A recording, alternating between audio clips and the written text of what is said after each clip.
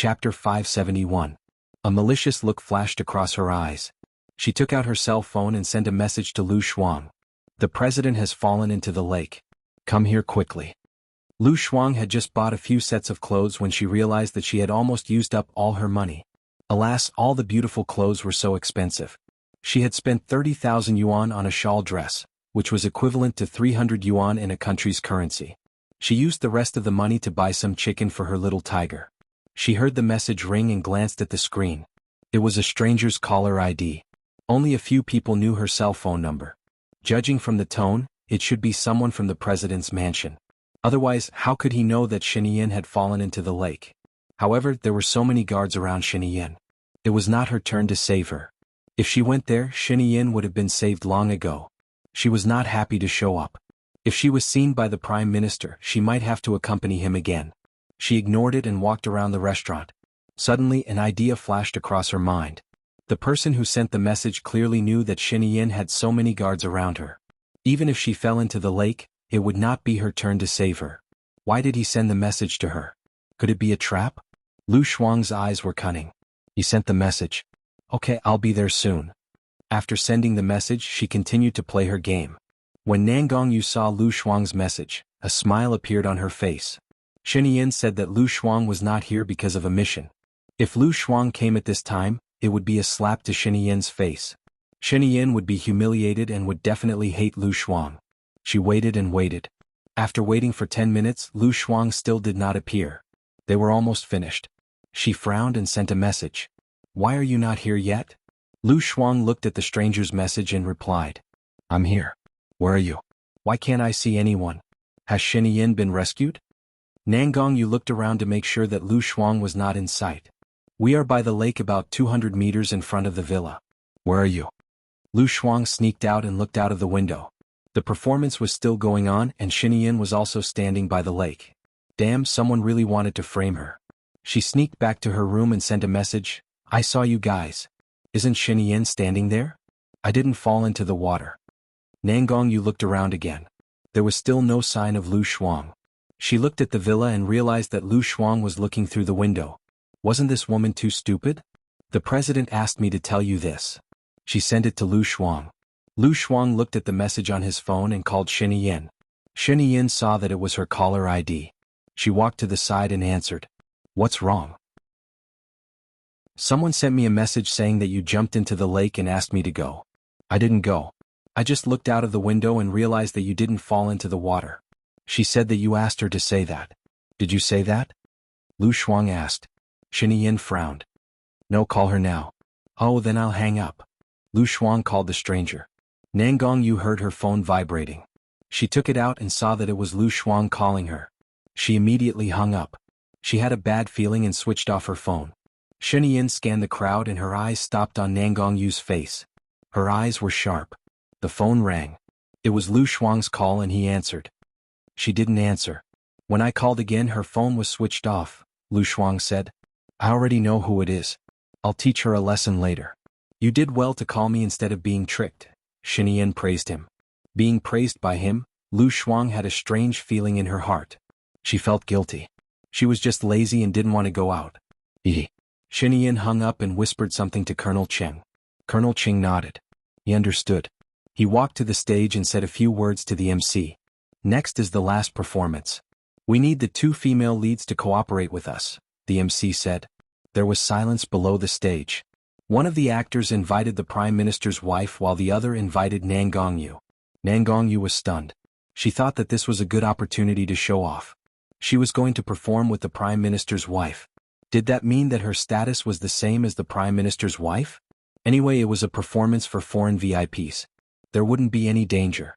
She walked to the stage. The actor led her to the wooden plank in the middle of the lake and held her hand. The plank gradually rose. She was scared and hugged the actor's body tightly. The actor picked her up and spun her. She tiptoed and the actor stopped. She realized that she didn't fall, which was a little embarrassing. The Prime Minister's wife had already stepped on the plank and started to dance with the actor. She was graceful and elegant like a fairy. She relaxed and danced with the actor. Her dance was very sexy and her eyes were locked on Shiniyin. She saw Shiniyin looking at her too. Her heart was beating fast. That man was so handsome that it took one's breath away. He was like a work of art loved by God. The music reached the middle part. The actor sent the Prime Minister's wife to the Prime Minister through the water column and continued to dance on the high ground. That's great. That's great.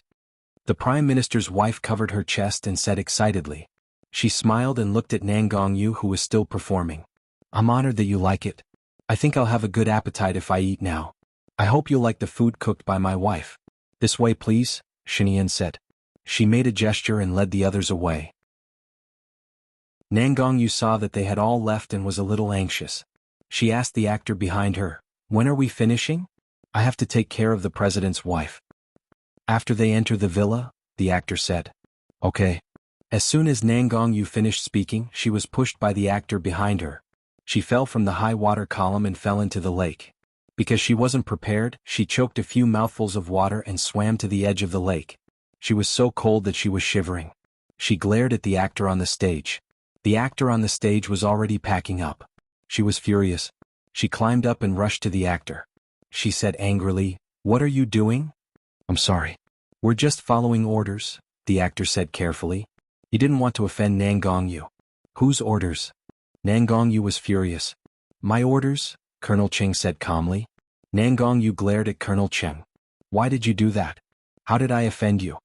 I heard that you grew up by the sea and are good at swimming. This is an Easter egg of the show to show our respect for the Prime Minister and his wife. Next, we have an important task for you," Colonel Cheng said seriously. It was as if what he had just done wasn't a prank. Chapter 572. The President and the Prime Minister have already gone to dinner. We still need a mermaid to perform, Colonel Cheng said. What mermaid? Didn't you find an actress in advance? Why me? Nangongyu refused anxiously. Not everyone can enter the President Palace. Not everyone is qualified to perform during dinner. If you don't want it, then forget it. I'll report to the President. Colonel Cheng was a little impatient. Did the President ask you to call me? Nangongyu was suspicious. To be sure, the President asked you to do it. He said that you are good-looking and have a good figure. It won't be disgusting if you perform during dinner. After all, you're already familiar with each other. If you don't want it, then forget it. After all, the President said that he would respect your wishes. If you don't want to, then forget it, Colonel Cheng said and turned around. Since it's a task, then I'll accept it. Is the dress nice? Nangongyu asked worriedly. It's a performance for the Prime Minister. What do you think? Colonel Cheng said. Okay. Nangongyu agreed. But we need to rehearse first. Come with me. Colonel Cheng walked in front of her. Nangongyu followed him. The wind blew and she felt colder. The coldness almost penetrated her bones. She thought for a moment and threw her phone into the lake when there was no one around. Plop. Colonel Cheng looked at her. She pretended to be innocent and asked, "What's wrong?" Nothing. Colonel Cheng took her to the storeroom. Why did you bring me here? Nangongyu's voice was hoarse. Colonel Cheng pointed at the soldiers. Nangongyu saw the soldiers move a wardrobe and a pool of 1 meter by 2 meters. The pool is so small? Nangongyu frowned. How big do you want the pool in the living room? Colonel Cheng asked. Then how can I swim in it? Nangongyu was dissatisfied. If you can't do it, then forget it. I'll report to the President and see if we should cancel this program or find someone else to do it, Colonel Cheng said reluctantly. If she couldn't do this well, Xinyan would definitely look down on her. I see. What's the temperature of the water? You can set it to 28 degrees. I understand. Nangongyu took off her outer clothes and entered the water. She held her breath and swam for a while. The pool was too small for her to stretch. She looked at Colonel Cheng. Colonel Cheng left the room, leaving her alone in the grocery room. She poked her head out of the water. Her lips were purple from the cold. She climbed out of the pool and picked up the clothes on the ground. She decided to go back and change her clothes. She was afraid that Xinyan would see her in such a sorry state. If she didn't go now, she would freeze to death. She wanted to ask someone to send her some clothes, but when she fell into the water, other than the hidden phone that couldn't be used, her own phone couldn't be used either. He could only open the door.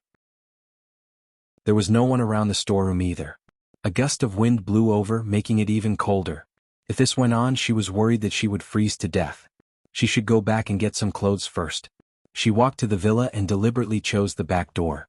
Before she entered, she saw Colonel Cheng coming out from the back door. Colonel Cheng was holding a gift bag in his hand. I saw that your clothes were wet, so I brought you some clothes and the costumes for the performance. They are all in the bag, Colonel Ching said. Thank you. I'll go to training after I change my clothes. I'm freezing to death. Nangong Yu directly opened the back door and went in. Shiniyin looked at the back door out of the corner of his eye and curled up the corner of his mouth. He remembered that he had said before that if Nangong Yu continued to provoke Lu Shuang, he would definitely make her cry. She was really tired of living. The dishes are really good. Many of them are my and my wife's favorites. Thank you for your hospitality. The Prime Minister communicated with Shiniyin in the language of F. It's our pleasure to have friends from afar. You will go back tomorrow morning, right? In the afternoon, I will show you one of the quintessence of a country, Shiniyin said with a smile. My wife likes to listen to the kunku opera of your country.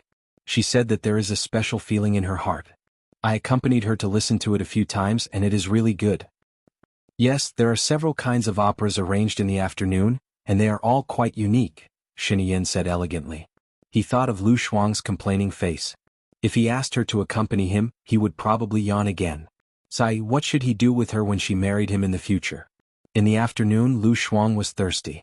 She guessed that Shiniyin and the others had already gone out, so she swaggered out.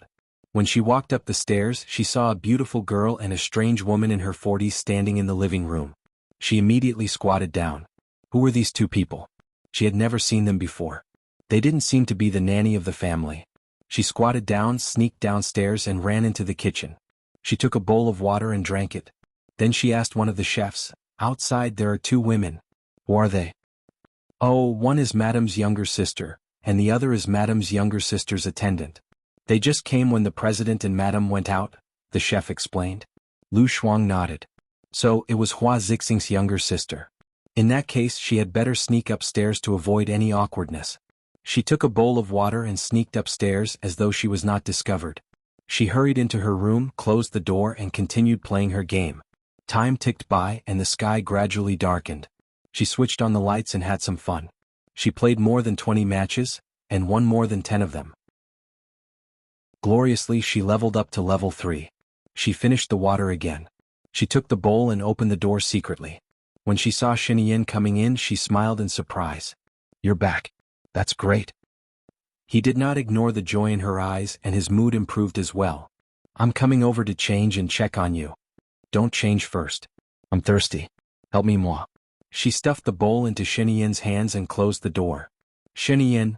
He could only head down and place the bowl in the kitchen before instructing the butler. Bring a water dispenser to my room and prepare 2 new cups. Keep them warm. Yes. The butler got to work after receiving the order. Sheniyin returned to his room, quickly changed his clothes and entered Lu Shuang's room from his room. She moved the study table to the side of the bed and sat cross-legged on it, playing happily. She did not even realize that he had come in. He did not call out to her but stood beside her and watched her play. She hid in the bushes and let the tiger out to roam around. Boss, are you referring to me? Sheniyin asked, his gaze ambiguous. His sudden voice had Lu Shuang jumping in fright. He patted his chest and rolled his eyes at Sheniyin. Chapter 573. Why didn't you tell me you were coming in? Are you the boss? You are the president. She emphasized the words, the president. Then who is the boss in your name? Are you referring to the boss behind this company? Sheniyin asked. A name is a name. It doesn't mean anything. Then change it to the boss is above, and you are below, Sheniyin ordered. That's not cool at all, okay? Lu Shuang refused and looked at the computer screen. Damn, my tiger time is up and I haven't done anything yet. It's all your fault. You're so annoying. Sheniyin was speechless. Other people wanted him to be annoying, but she was the only one who would say that he was annoying. The water dispenser is in my room. If you want a drink, go get it yourself. I'll send 2 cups to you later. You can choose one first. Also, I'll ask someone to send 2 gaming chairs for you to play games tomorrow. It's not good for your neck. Sheniyin reminded him. Lu Shuang gave a perfunctory reply and didn't even look at her. Sheniyin was jealous. She stood there and didn't leave. If she knew this would happen, she wouldn't have let her play this game and ignored him. Lu Shuang summoned the little tiger to patrol again. She saw 2 people walking over and immediately sent a private message to one of her friends. Little Bai, hurry and teleport to me. I saw 2 enemies. Bai, are you hiding? Lu Shuang, of course. Bai, I'm coming. Lu Shuang put on his earphones and pressed the button. He said to the Special Forces soldier, "Did you call Lao Si over?" "Bye, Lao Si is fighting the boss. He'll be here in 1 minute." "What's the situation?" "Lu Shuang, one is a model and the other is a police officer. One is level 5, and the other is level 9. "Bye, you are awesome. We might not be able to defeat them. You are only level 3. Lu Shuang asked, "Aren't you level 10? My little tiger will fight first. It has thick skin so it should be able to hold on for a while. I can still heal my tiger. You go in stealth mode and kill the model. Then we'll run. When OL4 arrives we'll kill the level 9 police officer." "That's right. Yes." Bai said, "Their team is also very strong. If I'm charmed by the model I'll pause for 3 seconds.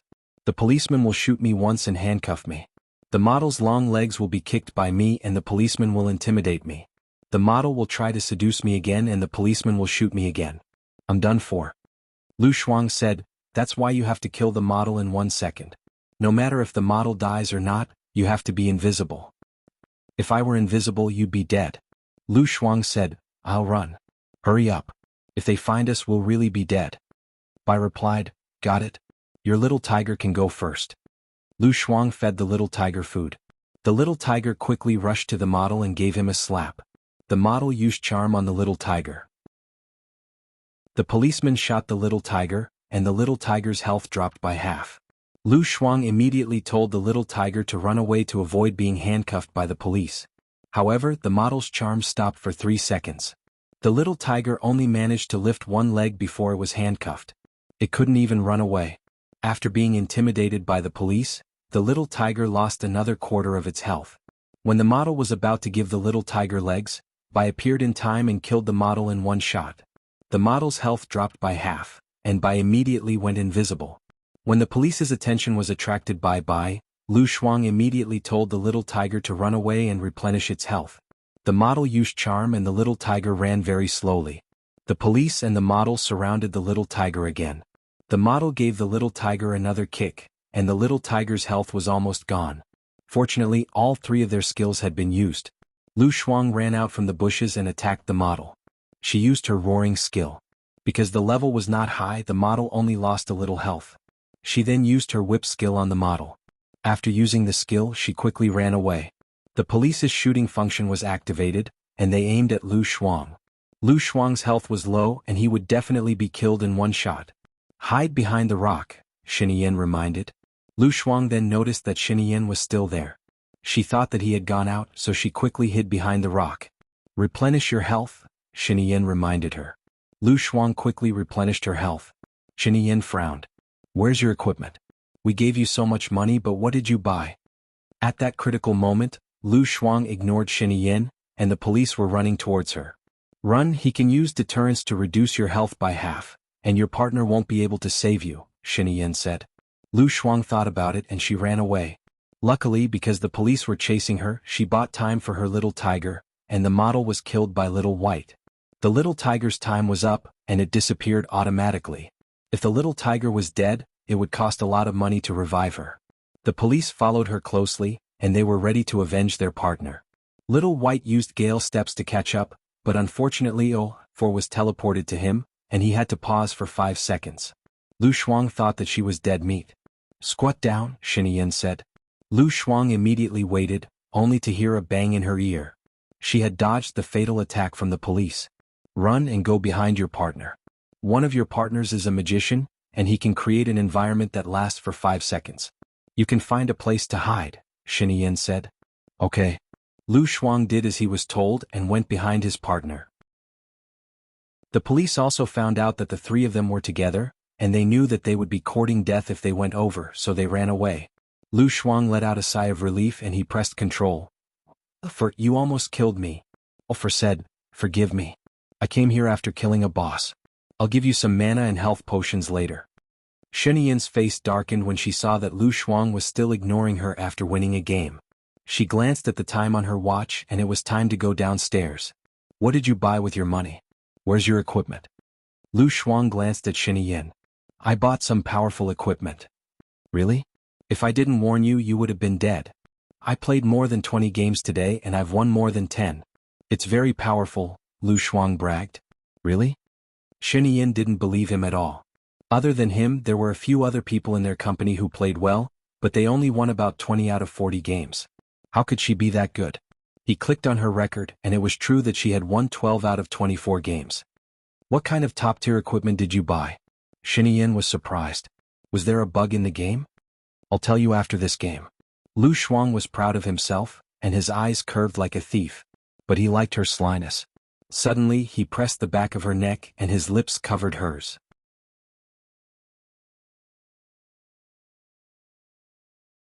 Colonel Qing turned around and walked in front. Nangongyu followed behind him and got into his car.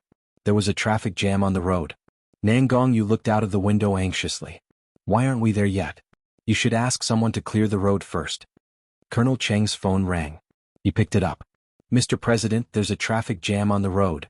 I don't know when you'll be here. I'll try my best. Got it? Okay, sorry. Nangongyu saw Colonel Cheng hang up and asked, What's wrong? What did the president say? He asked us to hurry up. The meal is about to start. It's not appropriate for you to go in now, Colonel Cheng said in a deep voice. Then hurry up. I don't know when I'll be here. You should have asked me to go out earlier. It's all your fault, Nangongyu complained. She felt wronged. She had practiced for the whole afternoon. Colonel Cheng made a call. Director Wang, please clear the road.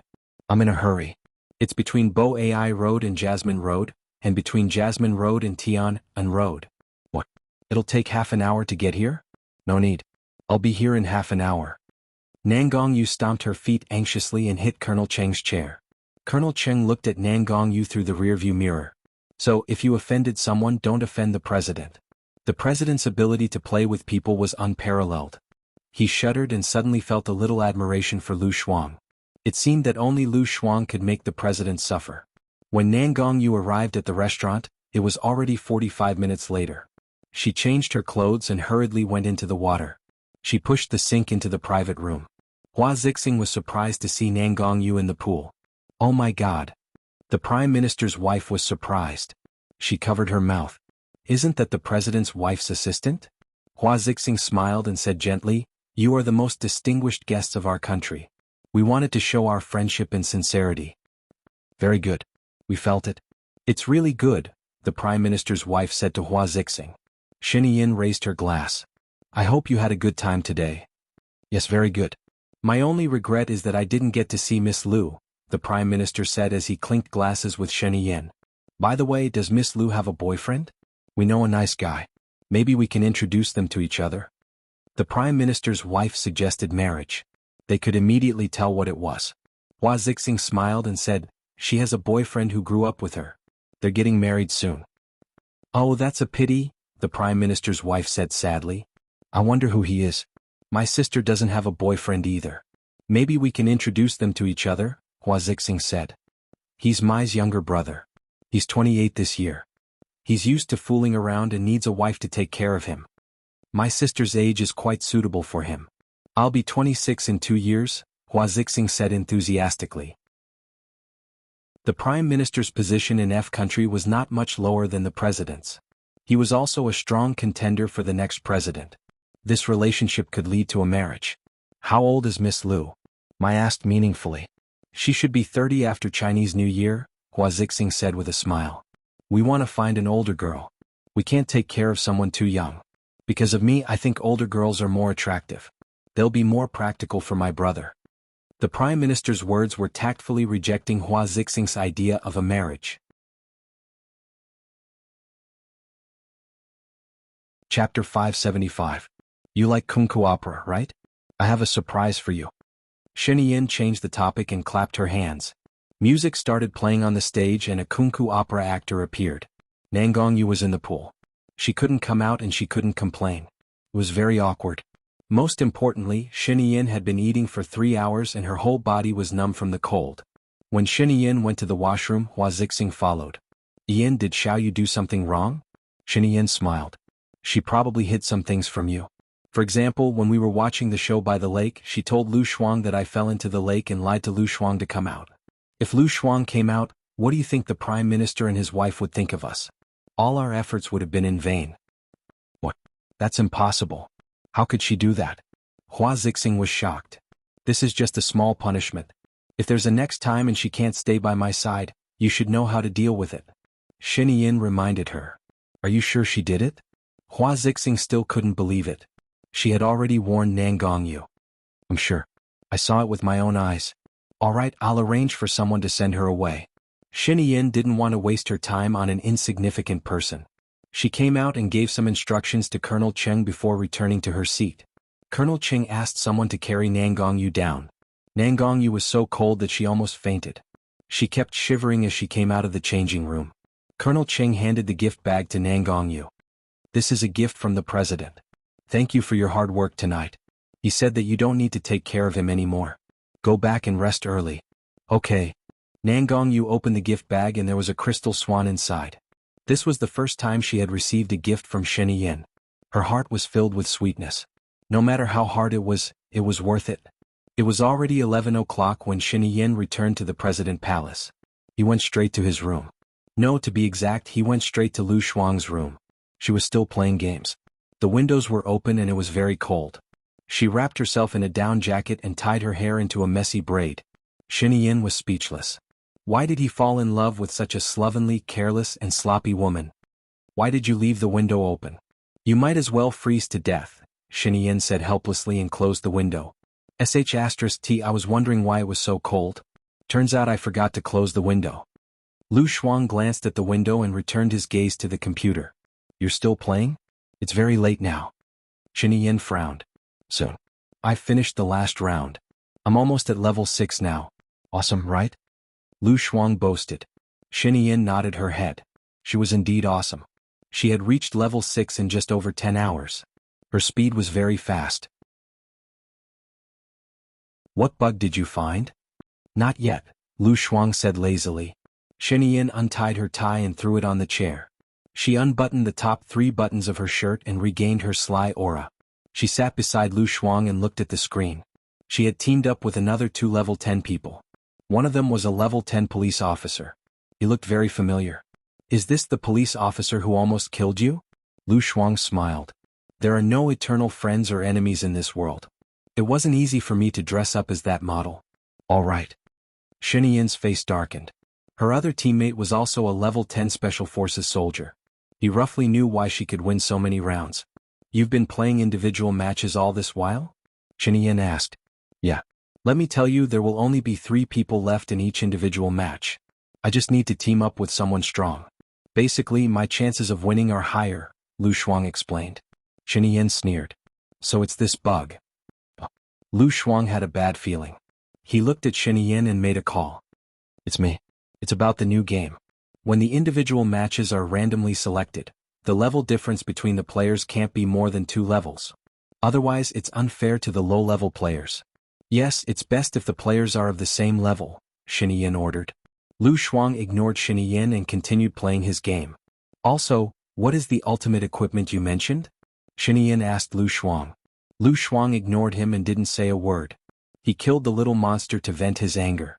The more he thought about it, the angrier he got. Even if he knew, he wouldn't tell him anything. Xinyan looked at Lu Shuang coldly. Do you think I won't ban your account? Lu Shuang was angry. He pushed the mouse away. I don't want to play anymore. You ban it. It's boring.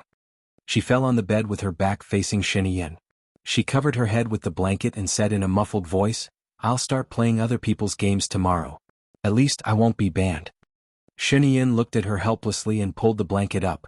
She only pulled it a little bit before she pulled it back. He frowned. It's not that I don't want you to play. You should at least tell me. Tell you so that you can cancel it? Lu Shuang felt that it was unfair. If you tell me, I'll get someone to top up $1,000 for you tomorrow. You can do it. There's no place to top up even if you have the money.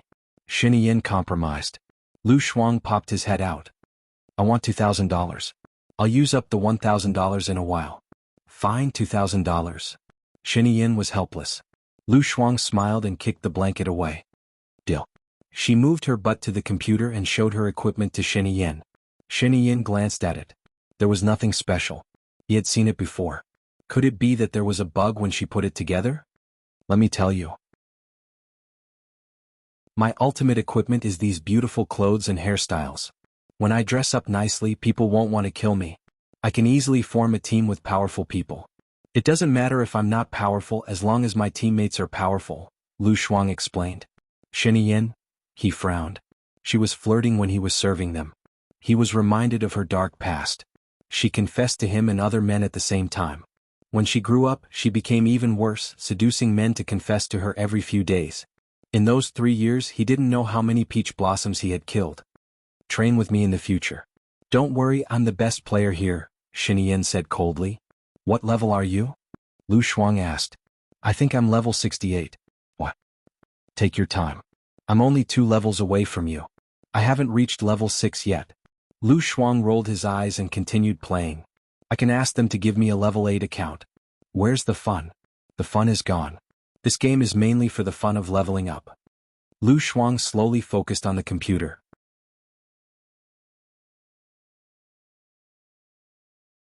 Chapter 576. Xinyan, what are you doing? I'm still playing. There are only 10 people left. It's a crucial moment, Lu Shuang complained and pushed her. I'll help you. Go take a shower, Xinyan said in a commanding tone. I don't want to. I'll do it myself. Then I'll go take a shower. You can take a shower after I'm done, Xinyan said meaningfully. Go take a shower. She only wanted him to leave her alone. Xinyan got up from the bed and went to the washroom. Lu Shuang hurried to play the game. Xinyan took a shower and dried her hair. When she came out, Lu Shuang was still playing. It's your turn. Wait. There are only 6 people left. Our opponents are also in a team of 3. They are stronger than us. We can't beat them. If we lose, all my time will be wasted. Lu Shuang was anxious. Go take a shower. I'll help you win. Xinyan sat down beside him. Lu Shuang knew that Xinyan was more skilled than him, so he immediately let her win. Xinyan skillfully operated the game. She used her skills, moved, hid, and summoned. Lu Shuang didn't go to take a shower. He sat beside her and stared at the computer. Let's retreat first, Xinyan said to her companions. She dodged and ran to the shop. He saw that Lu Shuang had 15,300 yuan. He bought a one-time Thunderbolt Strike, 2 health potions and 1 mana potion. Damn. That Thunderbolt Strike costs 5,000 yuan. It's not worth it. I only get 1,000 yuan for 1 win. This is the biggest bug in the game, okay? Lu Shuang complained. Otherwise, how can this game make money? Some people don't care about money. They only care about winning, Xinyan explained. Killing intent flashed in her eyes. She looked quite handsome when she was cold. Lu Shuang twitched the corner of his mouth. She was talking about him. You have to compensate me for this 5,000 yuan. I worked hard to earn it, Lu Shuang muttered. Got it. After Xinyan recovered, he sent a message to his companions. Get ready. I bought a Thunderbolt Strike which can reduce the opponent's learning points by 1,000. Let's change the opponent's special forces first. His stealth and Thunderbolt Strike are impossible to defend against. He's so handsome. He must be rich, Lu Shuang's companion said. Xinyan ignored them. Anyway, they wouldn't be able to hang out with Lu Shuang from tomorrow on. Lu Shuang watched as he annihilated the opponent's special forces. Wow, I leveled up. I'm level 6 now. Wahaha wahaha. Lu Shuang shouted happily. After Xinyan defeated the enemy SWAT soldier, Lu Shuang's hero became the target of public criticism. Everyone was targeting him. His hero's HP was low, so he quickly typed, "Comrades, cover me. I'm counting on you guys." He ran quickly. His teammates stopped the other 2. He kept running and released the little tiger. The little tiger turned around to help. My hero is a little weak. He has too little HP. Lu Shuang felt that she was going to win, so he relaxed. Xinyan controlled the little tiger. She looked at the computer. You can take a shower now. Okay. Lu Shuang replied. But he didn't leave. His eyes were fixed on the computer. Xinyan turned around and looked at her. She raised her voice and said, "Shower." Got it. Lu Shuang took his clothes and went to the washroom. He came out within 15 minutes. His hair was washed but he didn't dry it. Xinyan looked at him and frowned. Why don't you dry your hair? You'll have headaches when you get old. I can dry it myself. Lu Shuang said nonchalantly. He sat in front of the computer. Turn off the computer. Xinyan ignored him. She got off the bed and took the hairdryer from the washroom. She plugged it in and saw that Lu Shuang had turned on the computer. She said unhappily, "You're not going to sleep? What time is it?" You have to adjust the rules of the game. If you don't play now, you won't be able to meet such a good teammate tomorrow. Lu Shuang said seriously. Yin snatched the mouse from her hand and turned off the computer. Lu Shuang glared at Yin and turned on the computer again. He said helplessly, "It's very late. I'll tell them that they won't adjust the rules of the game tomorrow. You can be late for one more day. Is that okay?" Lu Shuang smiled. "Then you have to promise me that you won't ban me forever." "No, I won't ban you forever," he promised and blew her hair. Lu Shuang grinned. That would be the best. She was a little tired from playing today. She lay on Yin's lap and let him blow her hair. Her pajamas assaulted her. Yin blew her hair so comfortably that she wanted to sleep. She closed her eyes and really fell asleep after a while. He looked at her sleeping helplessly. He carried her to the bed and covered her with the blanket. He did not leave her room and propped his head up to look at her. She did not sleep well. She turned over and pressed the side of her face against the pillow, squeezing out the flesh. Her legs came out from under the blanket and clamped the blanket. Yin smiled dotingly and was ready to sleep. She lifted the blanket and saw the gift bag from the Prime Minister. She was really a casual person. She took the gift out and saw that it was indeed a blue fairy.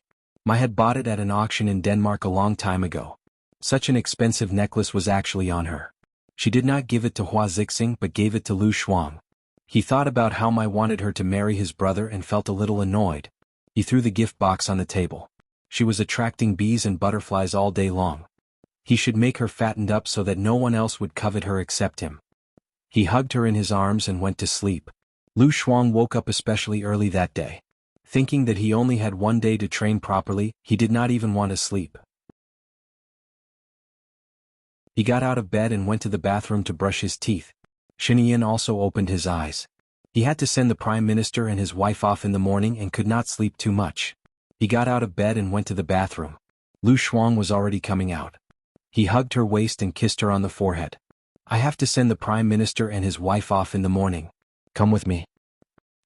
"No way. I woke up so early to play games, not to accompany you to send the Prime Minister off." All the cells in Lu Shuang's body were saying no. Yin saw that her eyebrows were knitted together and was in a good mood. "You don't want to go? Then what do you mean?" Lu Shuang tiptoed and kissed him on the cheek. "That's it." Yin was obviously not satisfied. "You haven't brushed your teeth," Lu Shuang said with disdain. "Got it," Yin said and let go of Lu Shuang. Lu Shuang hurried out and turned on the computer. He logged into the game page and went to pick out clothes, put on makeup, ate breakfast and went shopping. When Yin came out she was shopping. He had no choice but to hug her shoulders and kiss her lips. The sweet smell of toothpaste rushed into her nose. She didn't forget what Yin wanted. She didn't want to be restrained and send him off. She responded to him and her red tongue entered his mouth, stirring his breath. He went deeper and his hand reached under her loose clothes.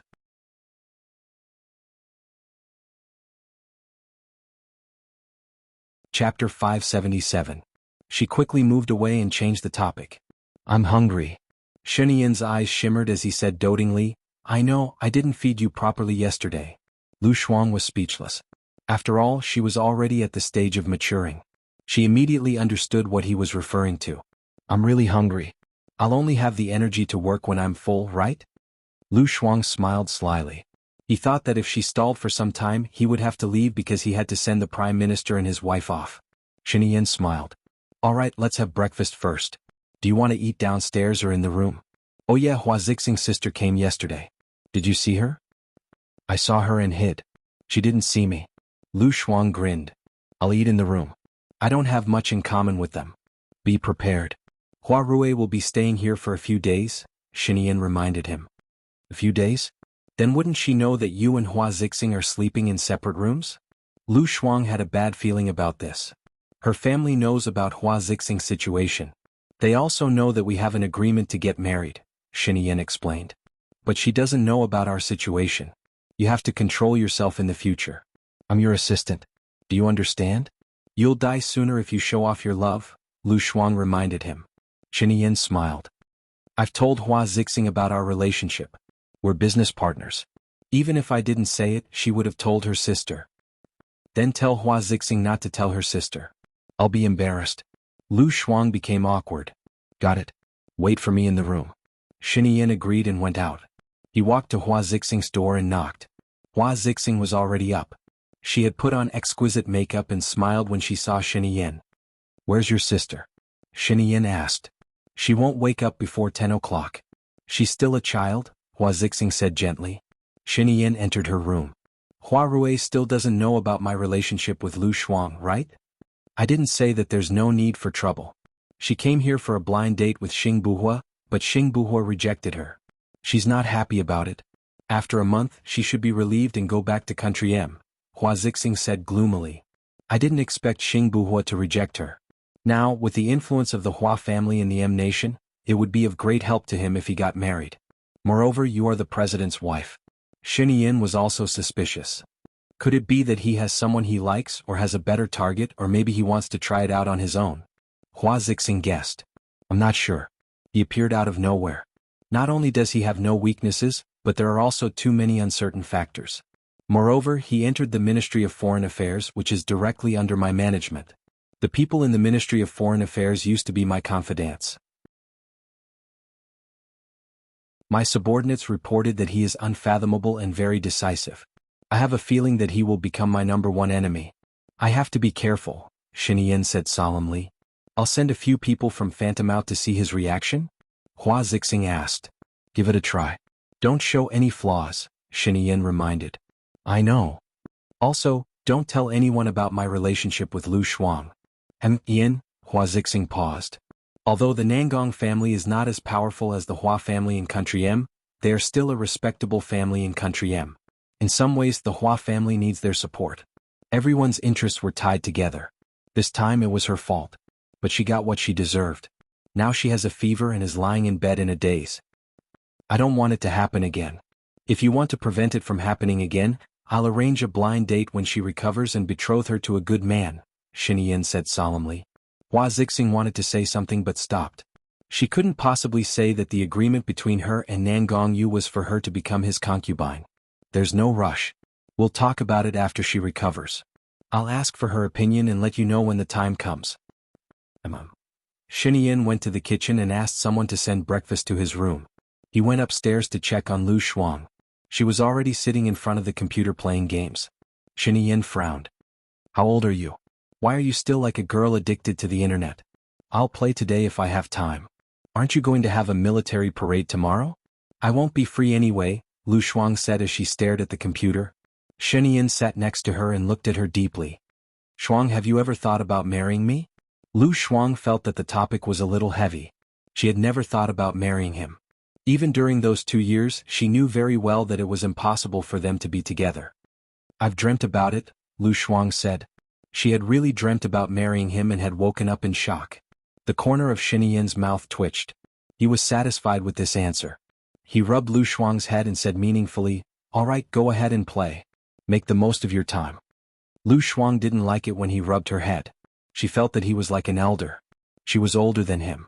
Well, she was just a few months older than him. She turned around and rubbed Xinyan's head. After messing up his hair, she smiled in satisfaction. Xinyan looked at the smile on her face. In the past, he hated it when people messed up his hair. Other than the hairdresser, no one else was allowed to touch it. However, even if she messed up his hair, he didn't care at all. His heart was filled with ripples. He lowered his head and covered her lips with his. Lu Shuang protested. This guy was doing it again. He was so annoying. What she didn't know was that the more she protested, the more he wanted it. He kissed her deeper and deeper. His hands went under her clothes, lifted her clothes and moved his kiss downwards. Lu Shuang could speak now. She resisted and said, I'm playing games. I'll die soon if you do this. He kissed her lips again deeply and said, Do you want me to change the adjustment time to Tuesday? Yes. Lu Shuang immediately became soft. She wrapped her legs around his strong waist and said, Give me another 300,000 yuan. Money can't last long. It'll be gone after buying a few things. Got it? He said dotingly and lowered his head to kiss her. The door was pushed open. Nangong Yu was standing at the door with a plate in her hand. Lu Shuang was shocked. When he realized that someone had come in, he immediately let go of Xinyan and crawled into the quilt.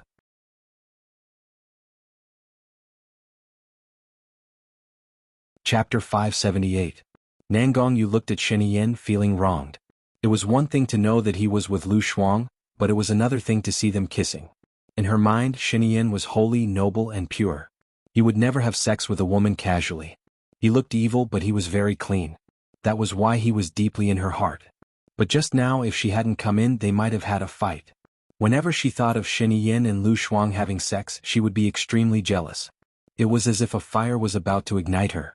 She felt so uncomfortable that she was about to explode. "Didn't you order someone to send breakfast up?" Nangong Yu said in a strange tone. Her tone was very bad. "Knock on the door? Get out. You're not the one to do this."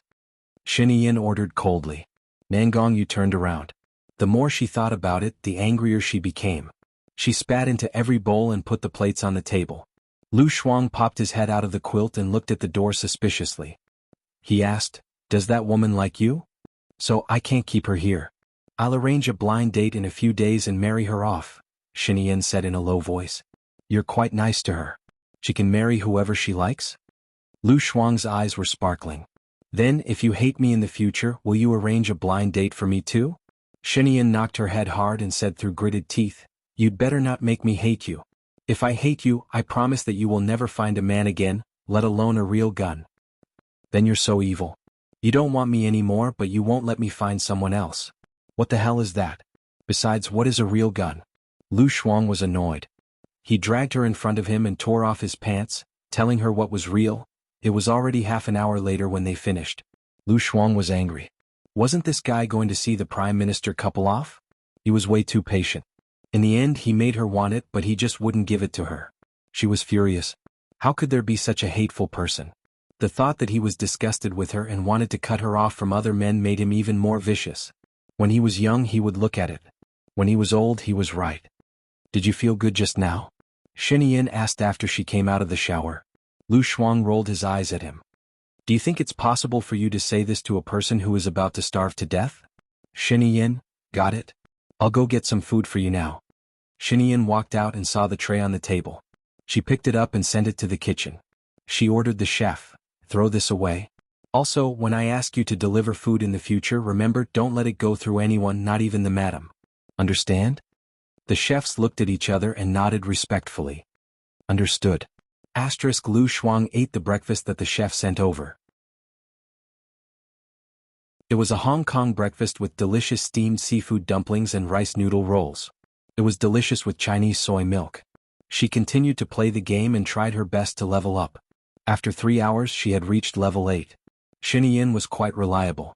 She received a notification from the system that the 300000 had been transferred to her account. After finishing the game, she went to the mall to buy an awesome Beast Tamer transformation suit. It was very expensive, costing her 120,000 gold coins. However, after wearing the suit, her Beast Tamer combat value increased by 100, and her HP increased by 500. She only had 500 HP before, her MP increased by 100, and her stamina recovery speed increased by 2. She went to buy a healing ring, a pair of gale boots to increase her escape speed, and a divine shield to reduce the damage taken by 20%. However, it was also very expensive. The shield cost her 50,000 gold coins. She bought 2 invincibility, 1 heal and 10 chicken nuggets. She only had 120 gold coins left. After buying it, she went to the toilet. When she sat down, she felt that there was something under her butt. She adjusted her position and found that there was still something. She stood up and looked at the blanket. She wondered if Shen Yin had put something there, but it didn't seem right. She had been sitting there when she was playing the game. There was nothing there. She pulled the blanket away and screamed. She instinctively took 5 or 6 steps back. 2 grayish-brown snakes were entangled together with triangular heads.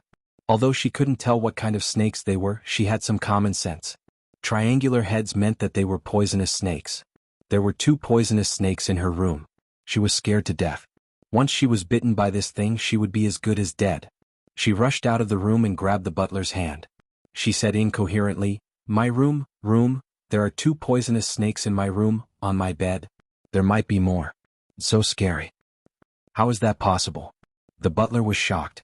He called for the 2 guards and went upstairs together. Nangong Yu screamed and ran out of the room. Snakes. There are snakes in my room. It's so scary." The butler's face darkened. He rushed to the president's room with his men. Nangong Yu's face was gloomy. She rushed to Lu Shuang. Lu Shuang looked at Nangong Yu and ran away. "There are snakes in your pocket. Don't come over." "Ah." Nangong Yu screamed and ran to Lu Shuang. Lu Shuang ran even faster. Fortunately, she had been training her body before and her sports fitness training had improved. Soon Nangongyu was far behind. A few cars drove over. The car in the middle stopped abruptly. Xinyan got out of the car and caught up with Lu Shuang. He caught up to Lu Shuang, who was running wildly, and held her hand. He asked worriedly, "What's wrong?" "Xinyan, there are poisonous snakes in your room. There are so many of them. They are on my bed. It's disgusting. I want to leave. I don't want to stay here," Lu Shuang said with fear. She was not afraid of anything, but she was very disgusted when she climbed on those twisting snakes. Thinking of the 2 snakes on the bed, she had goosebumps all over her body. She even sat on the snake's body. Her whole body was uncomfortable and her whole body trembled. She found it very cold. "How is that possible? You said there are snakes in the president's room? There are people in the president's room to deal with them. There can't be snakes. They are poisonous snakes. They have triangular heads and brown bodies." Lu Shuang shrank his neck and made a triangle above his head with his hands. Xinyan gritted her teeth. Her eyes were fierce. She was covered in a cold and murderous aura. She ordered coldly, "Find out who it is. Throw them into the snake pit and let them suffer the consequences." Yes. Colonel Cheng could tell that the president was angry. He immediately got into the car and brought his men to the villa. Hua Zixing got out of the car worriedly. She had a bad feeling. She looked at Nangongyu in the distance.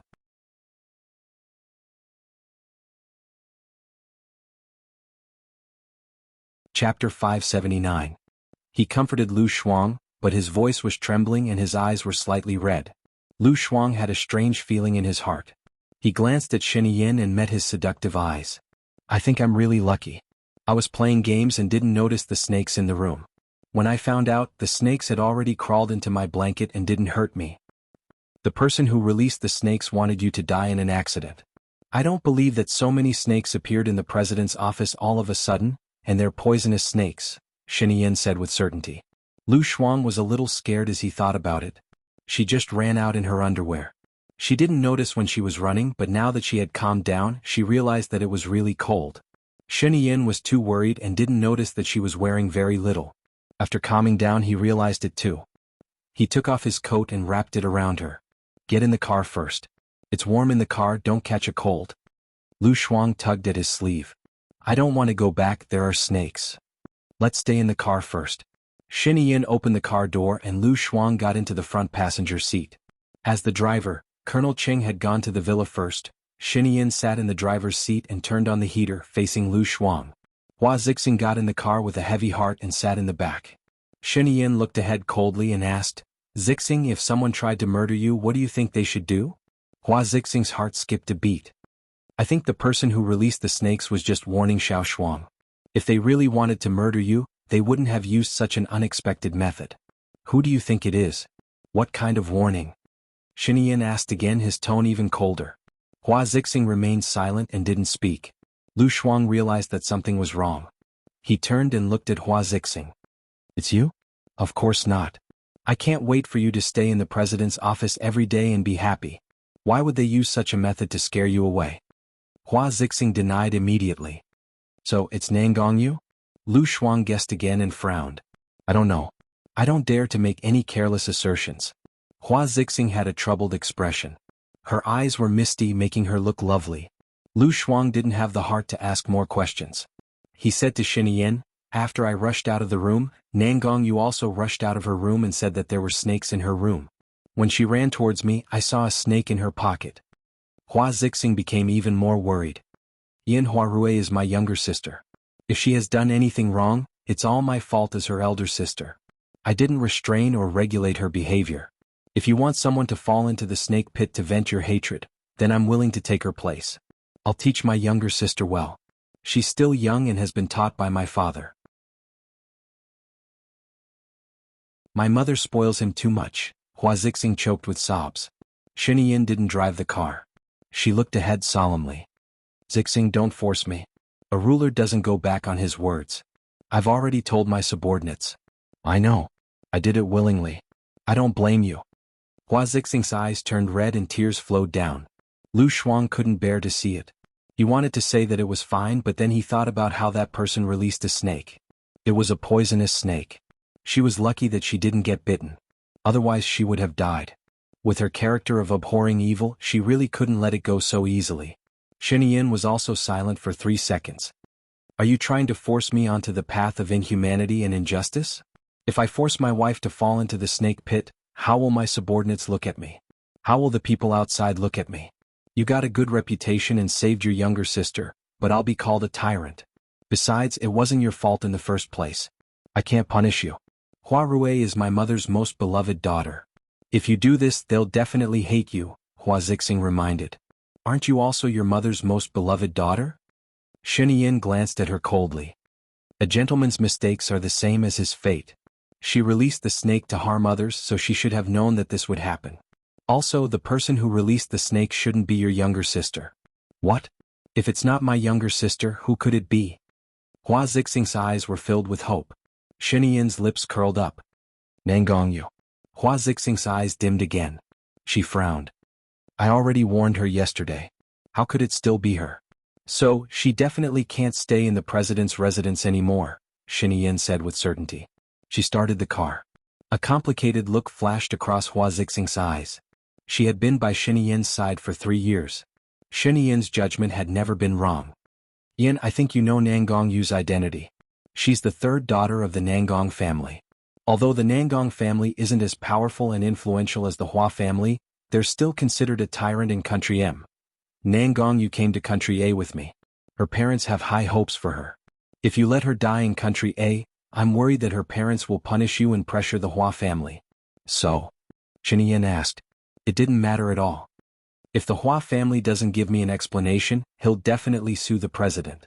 Although the president is my father's brother, the Hua family and the Xiang family are fighting fiercely.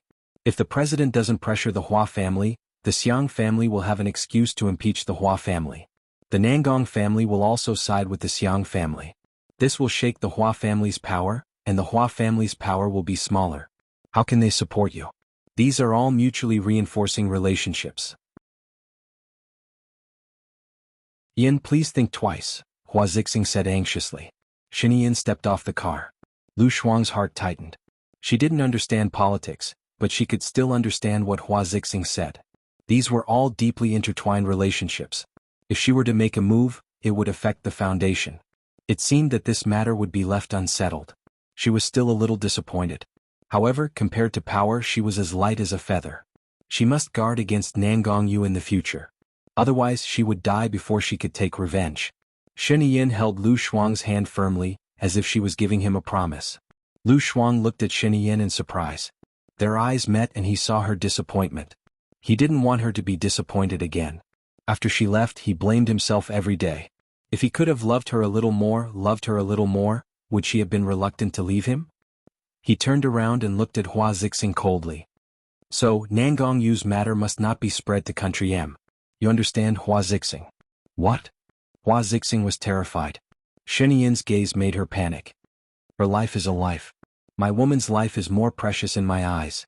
So, Nangongyu's life is mine, Shen Yin said with certainty. Lu Shuang's heart trembled violently. It was as if he had been hit by something. His eyes were locked and his mind went blank for a few seconds. Hello everyone, I'm Qin Tang Tang. You can follow me on WeChat.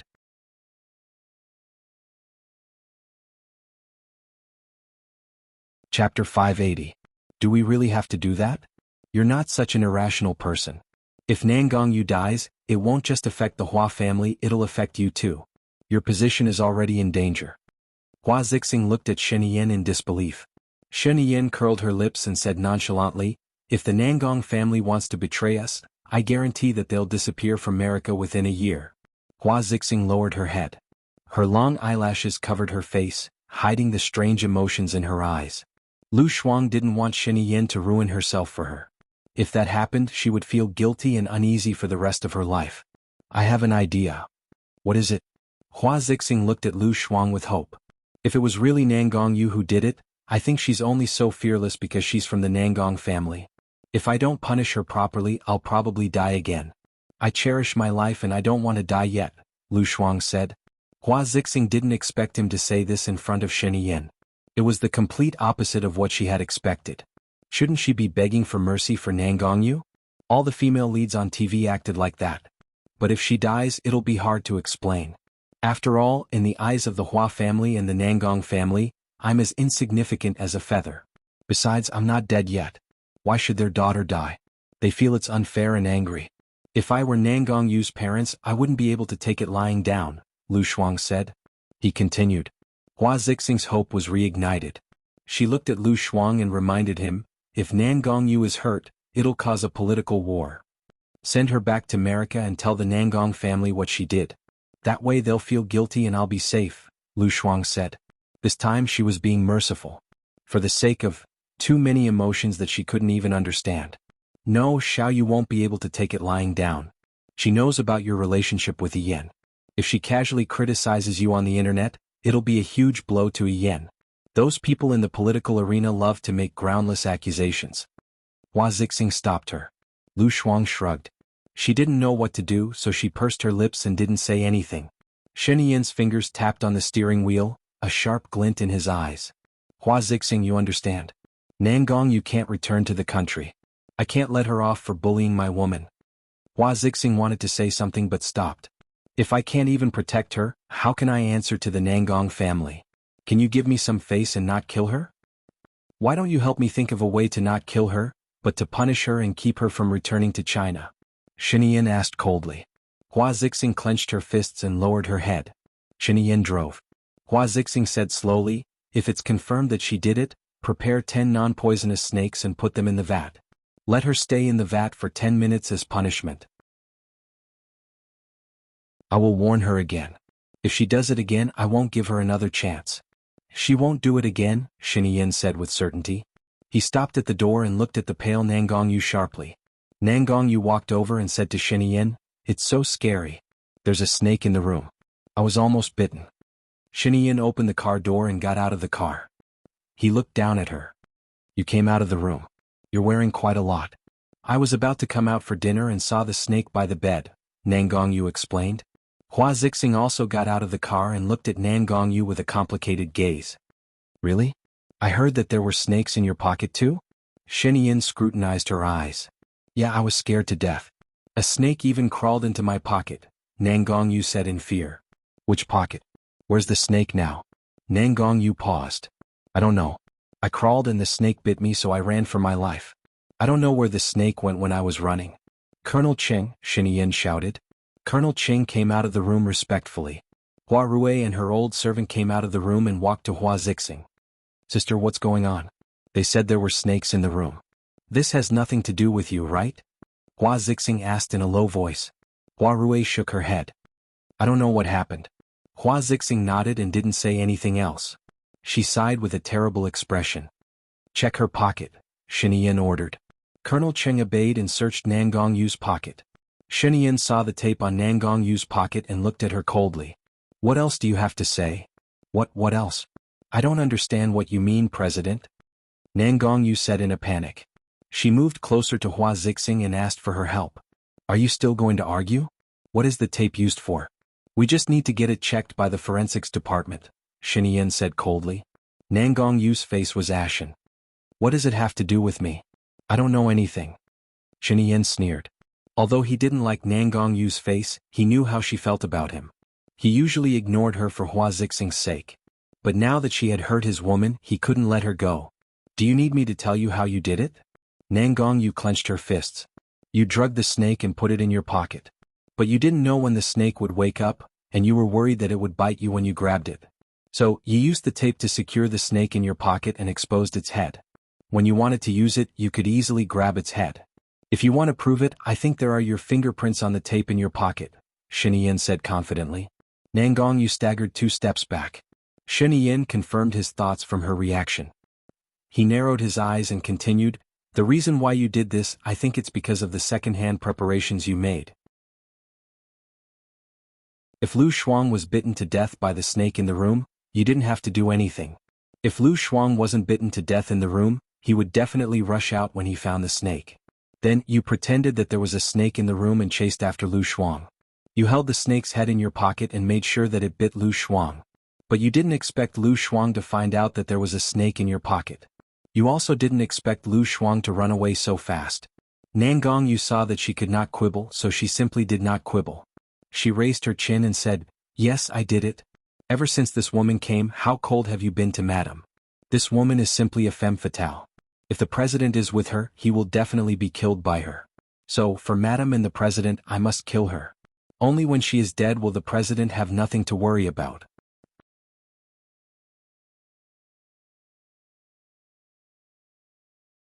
Chapter 581. Xiaoyu, don't talk nonsense. Lu Shuang has only been here for 2 days. I haven't been left out. Yesterday, Lu Shuang saved the prime minister and averted a crisis. How could you do such a thing? Hua Zixing said. Madam, don't lie to yourself. I saw them when I went to the president's room to deliver breakfast this morning. Hua Zixing slapped Nangongyu before she could finish her sentence. Nonsense. You were lying in bed with a fever this morning. I was the one who took care of you. How could you go to the president's room? Nangongyu, what are you trying to do? Hua Zixing said angrily. Her hands were trembling. Nangongyu covered her flushed face and looked at Hua Zixing in disbelief. She saw the anger and warning in Hua Zixing's eyes and her hostility disappeared. She pursed her lips and lowered her head. She said softly, I did this for the president and madam. I didn't do anything wrong. Yin Xiaoyu is mine. She made a mistake, so I'll teach her a lesson. Is that okay? Hua Zixing said gently. Yin nodded. Hua Zixing brought Nangongyu to her room. Hua Rui and his maid immediately followed. Lu Shuang stayed in the car thoughtfully and didn't get out. Yin opened the door, sat in the driver's seat and said, You don't have to worry. This kind of thing won't happen again in the future. The bedding in your room and mine will be changed, and every corner of the room will be cleaned again to make sure that there are no snakes left. Snakes are timid. Snakes are timid animals. As long as you don't provoke them, they won't bite. Yin, don't you think that we were wrong first? We've gone too far. Hua Zixing is a generous and gentle woman. To be honest, you really shouldn't let her down. Lu Shuang said whatever was on his mind. Yin frowned and held her chin to make her face him. She said sternly with a commanding tone, We've already talked about this. I don't want to bring it up again. I don't want to repeat my relationship with Hua Zixing. So, don't say these things again. Don't even think about it. You know it, I know it, but others don't. Don't forget who you are. The mistakes you make will be magnified. You might even lose your life because of a small thing. Lu Shuang also said seriously. Yin paused for a moment, and her eyes flashed with surprise. Are you concerned about me? Lu Shuang's mind was in a mess. He turned his face away, flipped his hair, and pondered. She didn't know if it was because she cared about him, but she felt that it wasn't right. She looked at him and said, Hua Zixing is right. You and the Hua family are in the same boat. You both share the same interests. Hua Zixing might not care about my existence, but her family would definitely feel sad for her. Because of politics, a beautiful woman sacrificed her happiness. I promised her that after everything was settled, I would let her return to the man she loved. But she didn't sever ties with the man she loved in your marriage. The two of you know that it's a fake marriage, but others don't know. If I'm by your side, it'll be dangerous for you every minute. If you're not by my side, every minute is torture for me, Yin interrupted him and said. Lu Shuang paused for a moment, and there was a strange feeling in his heart. Yin couldn't really love her, could she? It was unimaginable. Her figure wasn't the best, her looks weren't the best, and her family background wasn't the best. Even her brain was barely passable. Your brain must have been caught in the door. Lu Shuang blurted out. Yin patted Lu Shuang's head and said helplessly, That's the only way I can be a match made in heaven with you. She could tell that he was scolding her, but she didn't know why she couldn't get angry at this moment. Her mind was in a mess and she couldn't think. I want some peace and quiet. She pushed the car door open and got out. It was much colder outside than in the car. She gathered her clothes and then remembered that she was still wearing Yin's coat. Wasn't this too ostentatious? She got into the car again and took off her coat for Yin. Get out of the car and let me be alone in the car. When we get back, ask the housekeeper to send me a down jacket. Put it on, don't catch a cold. I'm stronger than you. Yin threw the coat to Lu Shuang, opened the door, got out of the car and went to the villa. She wrapped herself in Yin's coat, and smelled the familiar scent on his body. She leaned on the car frame and stared at the President Palace. She and Yin thought that it was a mistake. 5 years ago she went on a blind date and she was set up by Su Jiran, that pervert. She and Yin slept together and there was no first time. Thinking about it this way, with Yin's wealth and intelligence, it was not easy for Su Jiran to set him up. He probably beat him at his own game. In the next 3 years she lived a life of a monk. Although no man chased after her and she could not find a boyfriend, she never thought that she could have a relationship with Shen Yin. At that time she was young and energetic and loved to play. When she finally got drunk and made up her mind to have sex, she did not expect that she would have sex with Shen Yin. No, she did not expect it, but it was all under Shen Yin's control. Moreover, he deliberately made her pregnant. She stayed by Shen Yin's side for Baya. She was unwilling, humiliated, forced, helpless, and rejected. During the 2 years she spent with Shen Yin, she treated him as a cage, and every day she thought about escaping. Including this time when she came back, the first thing she thought about when she saw Shen Yin was revenge. After revenge she still wanted to leave. She did not like him and she had never liked him.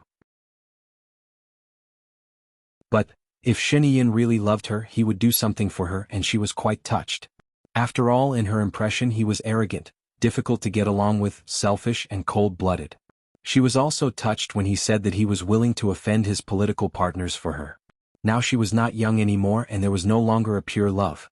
When looking at a suitable man, first of all she looked at his appearance, whether she could accept him or not, and then looked at his character, temper, personality, hobbies, behavior, past experience, and then looked at his income, real estate, and finally, his parents and relatives. After passing all these, she would not easily give all her feelings. She would try to get along with him and feel that he was good to her and she might be happy with him, then she would start to fall in love seriously. But she also started to fall in love seriously. It was not like when she was young, when she saw a handsome man, she would fall in love passionately, without considering anything else, including her future life and sustainable development. Her reason told her that she and Shen Yin could not be together, so she had never given her feelings to him, and she felt a little burdened.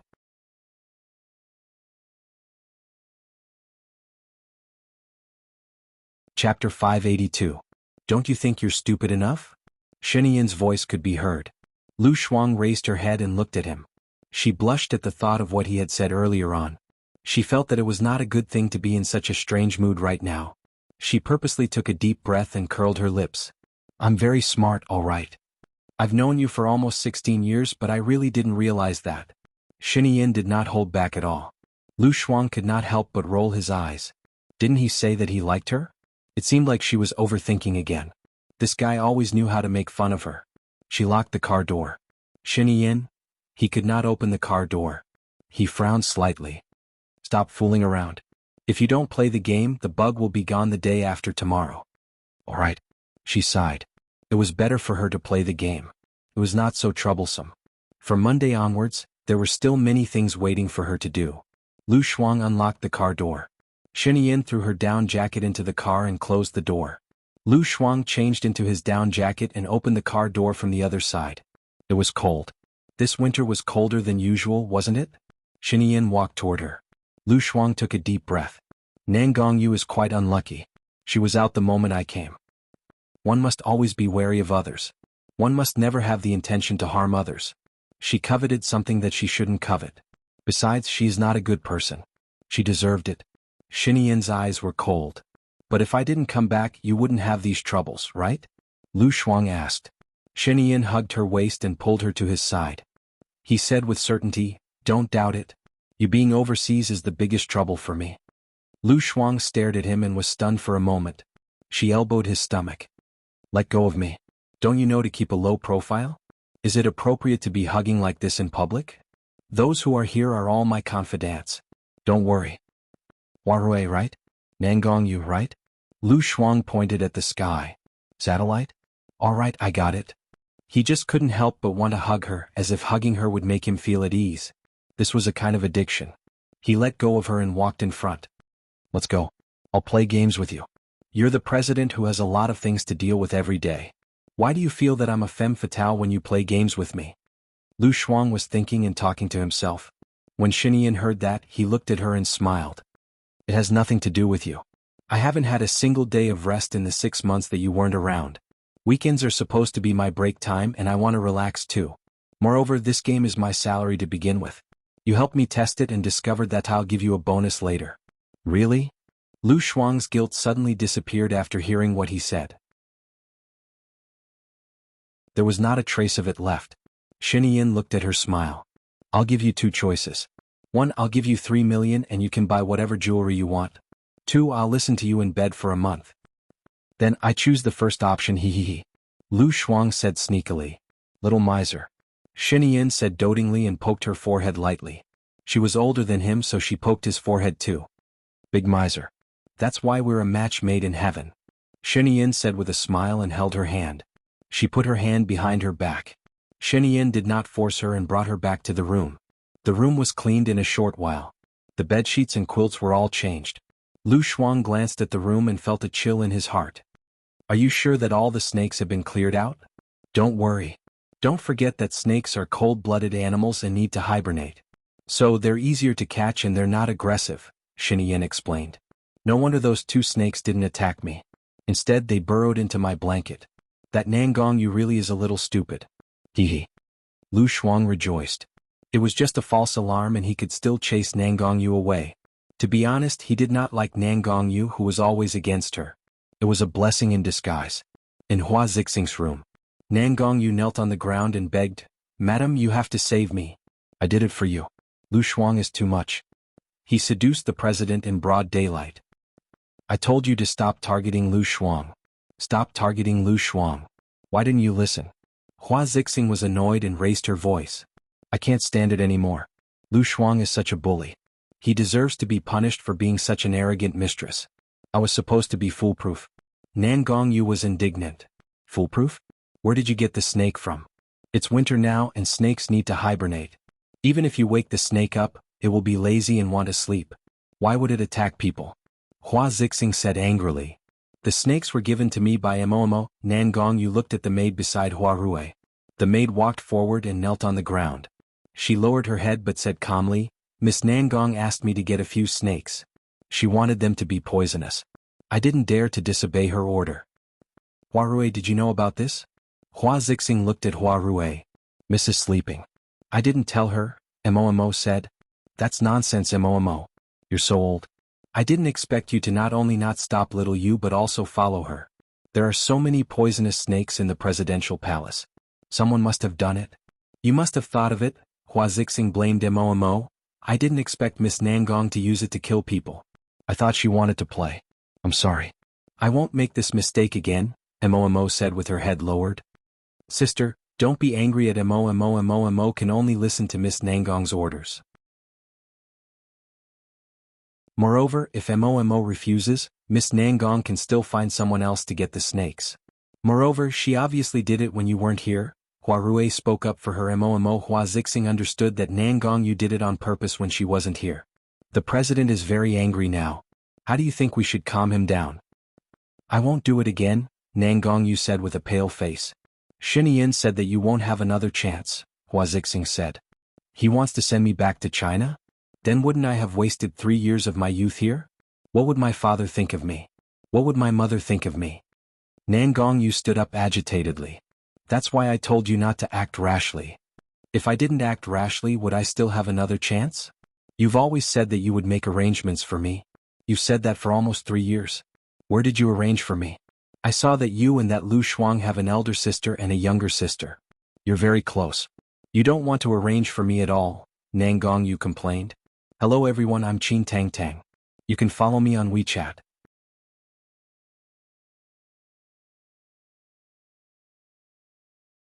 Chapter 583.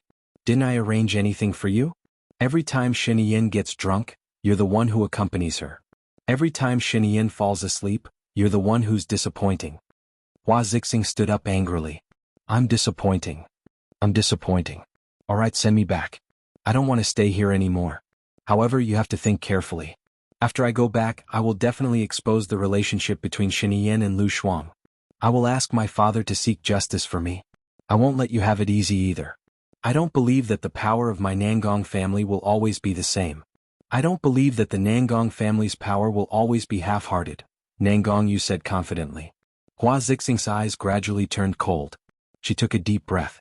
She was as calm as the surface of a lake in winter. I understand. But I have to explain to the president. Xiao Yu, I'll have to trouble you first. What trouble? Nangong Yu asked domineeringly. Snakes hibernate in winter. I'll prepare 10 non-poisonous snakes. You just have to stay in the tank for a while and let Xinyan take a look, Hua Zixing said gently. Why should I do that? I didn't do anything wrong, Nangongyu rejected her. Think about it in my room. I'll come in later. Hua Zixing walked towards the door and closed it. She asked 2 guards to stand guard at the door. She went up to the 3rd floor and looked at her plants. Hua Rui and Mo followed her up. Sister, what's going on? Hua Rui understood the gist of it and wanted to verify it. Xiao Rui, remember you can't tell anyone about this, Hua Zixing said solemnly. Is Lu Shuang really brother-in-law's lover? Hua Rui asked again. Xinyan and I have an arranged marriage. You know my health condition. Back then the Hua family was suppressed by the Xiang family.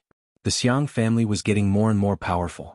Although my marriage to Xinyan can improve the Hua family's reputation, Xinyan can also request the Hua family to provide the weapons provided by the M family.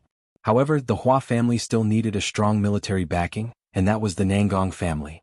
I looked for Nangongyu and specially arranged for Nangongyu and Xinyan to meet. Nangongyu fell in love with Xinyan at first sight. I told Nangongyu about my body's condition. I wanted Nangongyu to become Xinyan's woman and give birth to Xinyan's child. Her child would be the future president of country A. Because of this I am infertile, Hua Zixing explained. Brother-in-law doesn't like Nangongyu, so he found another woman. That's why Nangongyu got angry and poisoned that woman. Hua Rui understood. I've been with Xinyan for 3 years, and he has never touched any other woman except for Lu Shuang. Lu Shuang's position cannot be shaken by anyone, and I've been looking for an opportunity. We can only wait. Hua Zixing said. Then that woman really can't live. Only when she dies will the person arranged by my sister have a chance, Hua Rui analyzed. Xiao Rui, just keep this to yourself. Don't do anything, understand? Hua Zixing held Hua Rui's shoulder and reminded her. Hua Rui pursed her lips and didn't say a word. You just need to capture Xing Buhua, promise me?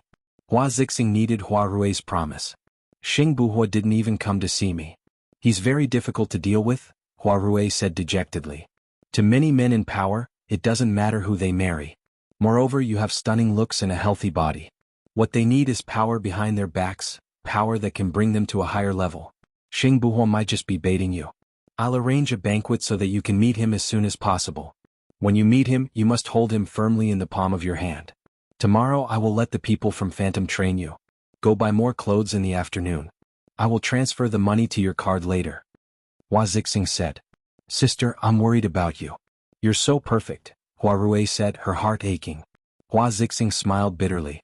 I'm not in good health. I can't even fulfill the responsibilities of a woman.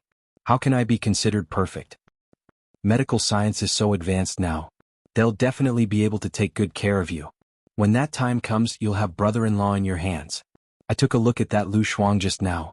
His looks and temperament aren't as good as yours. But she has a bright life.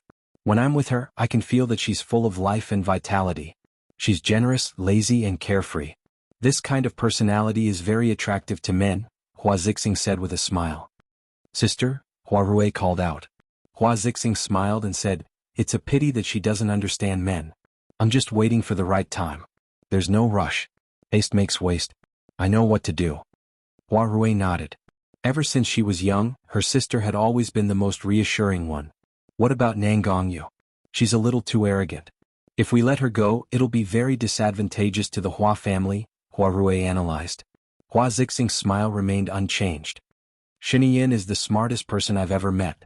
His strategizing and strategies are at the peak of perfection. What do you mean? Hua Rui didn't understand.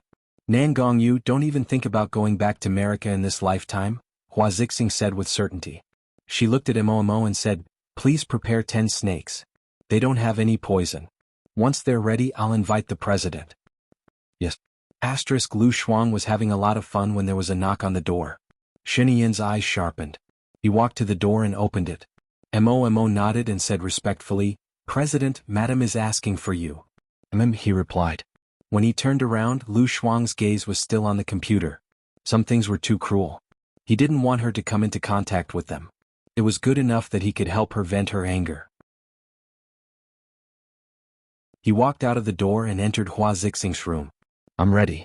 I know what to do, Hua Zixing said gently to Xinyan. Xinyan nodded. You've worked hard. Hua Zixing looked at Nangongyu and said gently, go in. Nangongyu pursed her lips and looked into the vat. The snakes were twisting together. Although their movements were slow, It was disgusting to look at. Go in, Hua Zixing said again. Nangongyu took a deep breath. I don't want to. No one wants to. You should have thought of no one when you released the poisonous snakes. Shiniyin said coldly. He bent his arm and looked at the time. He was a little impatient. I still have something to do. Don't waste my time. Hua Zixing looked at Mo and nodded. Mo carried Nangongyu. Let go of me. You dare? If you throw me in, I'll tell my father and he'll kill you, Nangongyu shouted. Mo threw her into the vat. Ah! Nangongyu screamed and wanted to run out. Cover it, Hua Zixing said. She couldn't bear to watch and turned around.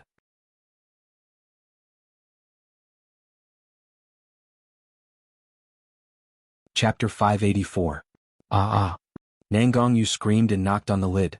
Ah! Let her out in 10 minutes? You know what to do next. Thank you, Shiniyin said in a low voice. She turned and walked out of Hua Zixing's room. Sister, did he treat you like this before? Hua Rui felt that it was unfair. He is being polite to me, but he is even more distant to others. He is that kind of person, so don't feel sad and don't feel that it is unfair. The more powerful the Hua family is, the more he will not look down on me. Hua Zian said softly, revealing a smile, telling Hua Rui that she was fine.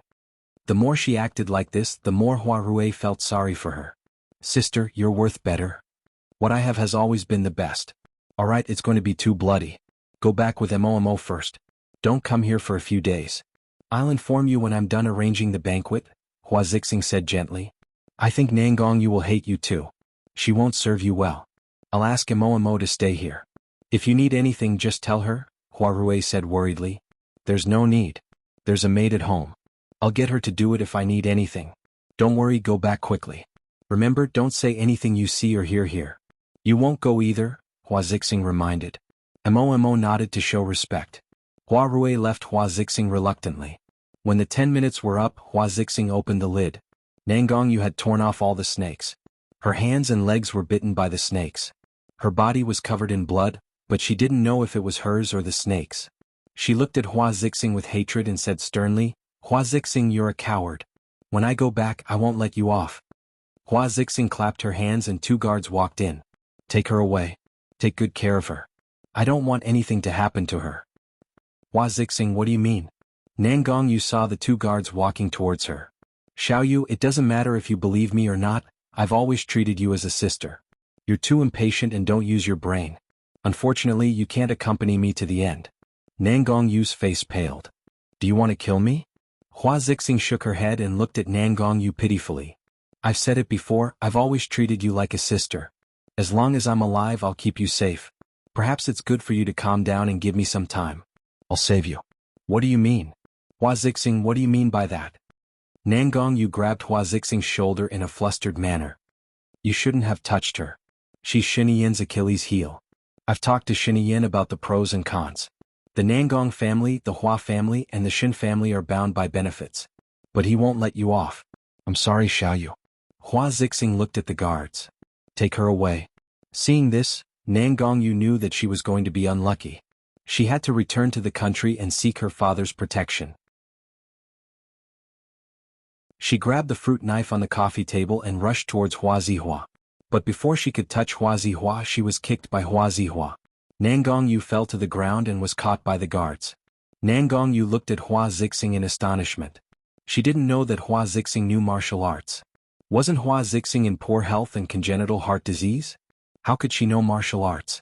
And it didn't seem like her level was low. Nangongyu was so shocked that she couldn't say a word. She was taken away. In the past 2 days, Baya locked herself in the library to mark the papers, and she was in a daze. Xing Buhua finished his work and prepared to go to Baya's place to help. When he walked out of his room, Xing Shang stood in front of him and looked at him. Xing Buhua called out, Dad. Dad, I hope you know what your responsibility is, Xing Shang said sincerely. Of course I'll always remember it, Xing Buhua said with a smile. You've been to Baya's place too many times recently. It's about time you get in touch with Hua Rui. After all, there's only a year until the next presidential election. It's urgent, Xing Shang reminded him. Xing Buhua chuckled and said with certainty, I'm afraid the Hua family will be in trouble soon. I'm the one they want to curry favor with. I don't need to waste any effort. What do you mean? Are you talking about Shiniyin's downfall? The Hua family has its own foundation. We need the M nation's support. I just found out from Bai Ye that Xinyan has a beloved woman by his side. He offended the Nangong family for this woman. If the Nangong family joins the Xiang family, do you think the Hua family will still be able to stand in the M nation? The Xiang family is stronger than the Hua family. The Xiang family's weapons are the best. The Hua family is just relying on the fact that they are a relative of the royal family. I'm afraid there will be an earth-shattering coup in the M nation soon, Xing Buhua guessed. If that happens, I'm afraid Xinyan's position as president will be gone. Our biggest competitors are Zhuqiuani and Su Zheng. Zhuqiuani? Xing Buhua laughed. A sinister look flashed across his eyes. I won't let that old fox go. Are you sure he's related to your brother's matter? Xing Shang understood the meaning behind Xing Buhua's words. It should be him, Xing Buhua said in a low voice. How's your brother now? Xing Shang asked. Xing Buhua's eyes darkened. His expression was heavy, concealing his complicated emotions. He's still the same. Since you're sure that the Xiang family will rise, you should keep in contact with them. I remember the Xiang family has 2 female concubines who are at the age of marriage trial. They're not as stunning as Hua Rui, but they're passable and talented, Xing Shang reminded. Annoyance flashed across Xing Buhua's eyes. He curled his lips to hide his true emotions. I know what to do. As for Bai Ye's side, you just need to be moderate. You don't have to go there every day. In terms of diplomacy, they used to be Xinyan's people. You should focus on this aspect and keep in contact with them. Xing Buhua said perfunctorily, I know what I'm doing. Also, I've received insider news that Xinyan is going to have a military parade before the new year. I'm not sure of his motive, Xing Shang said worriedly. Xing Buhua had already seen through it. I didn't expect Xinyan to be an infatuated man. I couldn't tell it all before this. I thought he had no weakness. If he has a weakness, it'll be easier to deal with him. You're so secretive. You can't even tell me, Xing Shang said helplessly. I don't want you to worry about things that I can handle. You're old and can enjoy your remaining years, Xing Buhua said with a smile. He pushed Xing Shang downstairs. Dad, I'm going out.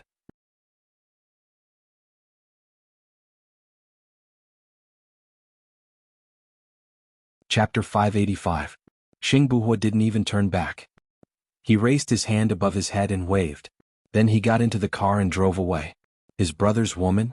That made him feel uncomfortable. He stopped the car by the roadside and pinched his nose. Twins were very strange. They had the same looks, DNA, and even telepathy. His father was worried that someone would hurt them, so he was taken away by Xing Shang the moment he was born. Other than Xing Shang and his father, his mother didn't know about it. As expected, his family was wiped out. His brother survived because he was lucky. He knew about Gu Lingqing's existence a long time ago. He also knew that Gu Lingqing was his twin brother. Because they had the same looks, he was worried that it would cause a commotion and some people would speculate. It was also for his brother's growth that he chose to work in the black operation. Not many people had seen him and he had never returned to China. If he didn't know that something had happened to his brother, he wouldn't have returned to China. When he was investigating his brother's death, he found out that Shen Ao and Xing Dongqing were the murderers. He knew that he shouldn't have, but he liked Bai Ye the first time he saw her. It wasn't the first time either. She had been appearing in his dreams for 5 years. She would appear a few times a month. His phone rang, interrupting his thoughts. Xing Buhua glanced at the caller ID and answered the call with a heavy heart. Did you find anything? Not yet. Hua Zixing is very cautious. She chased me and her sister away. Also, the security is very tight. I couldn't get any information, MOMO reported. You've done a good job this time. I will reward you. It's all because of your good leadership and the perfect plan. I don't dare to take credit, MOMO said humbly. You deserve it. Since we can't find out where Nangong Yu is locked up, let's get her brother here. It'll be good for Xinyan to get busy, Xing Buhua ordered. Why don't we just expose the relationship between Xinyan and Lu Shuang? In that case, Xinyan will suffer a great blow, suggested MOMO. Xing Buhua lowered his eyes and the image of Bai Ye flashed across his mind.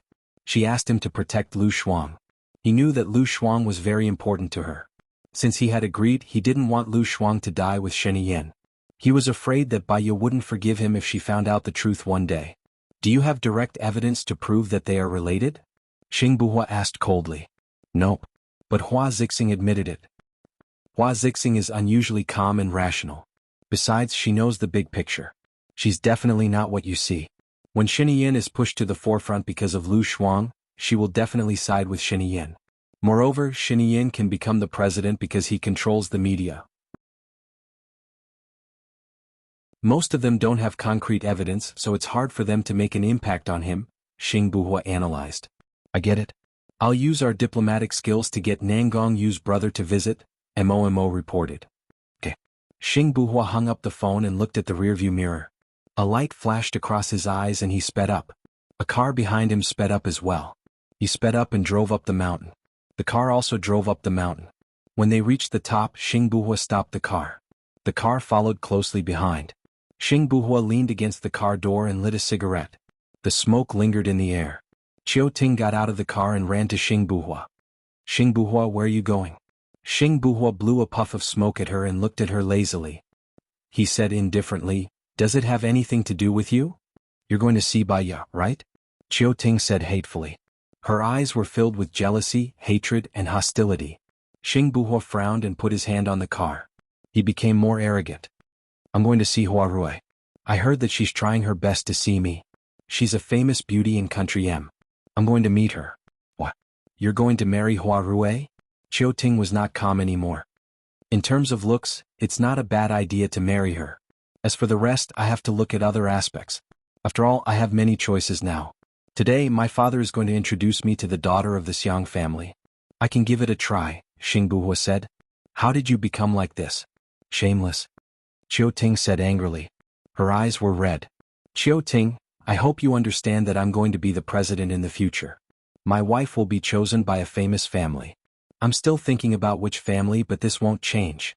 It's impossible between you and me, Xing Buhua said straightforwardly. You promised my father that you'd take good care of me. Qiu Ting sobbed. So I'll take good care of you like a sister. Qiu Ting, we grew up together. Don't fall in love with me. I'm not a good person. You know that, Xing Buhua said firmly. He twisted out the cigarette and opened the door. Qiu Ting pressed on the door of his car and asked, You like that Baya, don't you? That day when I came to see you, you were still sleeping. I heard you calling her name in your dreams. I've already told you about me and her. She's my brother's wife. I need to make use of her now. So I pretended to be her husband and played with her, Xing Buhua said. But you called her name. You can't lie. I thought about it and I think you're lying to me, Qiu Ting said firmly. Call her name? Xing Buhua shrugged. She suspected me for a few days. I guess I was thinking about how to make her believe me even in my dreams. To be honest, you're the first and only person I can be honest with. Have you ever loved me? Qiu Ting begged. I haven't. Look at all the women around me. Which one of them isn't a hot beauty? You're my sister. I really have to go now. Otherwise, I won't be able to make it in time to save the damsel in distress. You can go back if you want. If you don't want to go back, I'll ask someone to give you money. You can live a casual life. Xing Buhua moved her hand away and got into the car. Qiu Ting stood there in a daze. She watched Xing Buhua leave, clenching her fists tightly. What should she do? She liked his unruly style. Xing Buhua got into the car. He glanced at the GPS and made a call. Lock onto Hua Rui's address. Calculate how long it will take me to get there. Yes, arrange a hero to save the damsel in distress. That's all. He hung up the phone and looked at Qiu Ting in the rearview mirror. He knew Qiu Ting too well. She wouldn't give up. He didn't want her to cause trouble for Baya. So he could only shift the blame. Perhaps by letting Qiu Ting create trouble, he could stop his father from marrying Hua Rui or the daughter of the Xiang family. With Baya, he didn't want to experience any other woman. Now all he wanted to do was to get rid of the conflict and accompany Baya. Even if it was just boring marking papers with her, he felt very at ease, as if he was in a peaceful country full of happiness. Hello, I'm Qin Tang Tang. You can follow me on WeChat.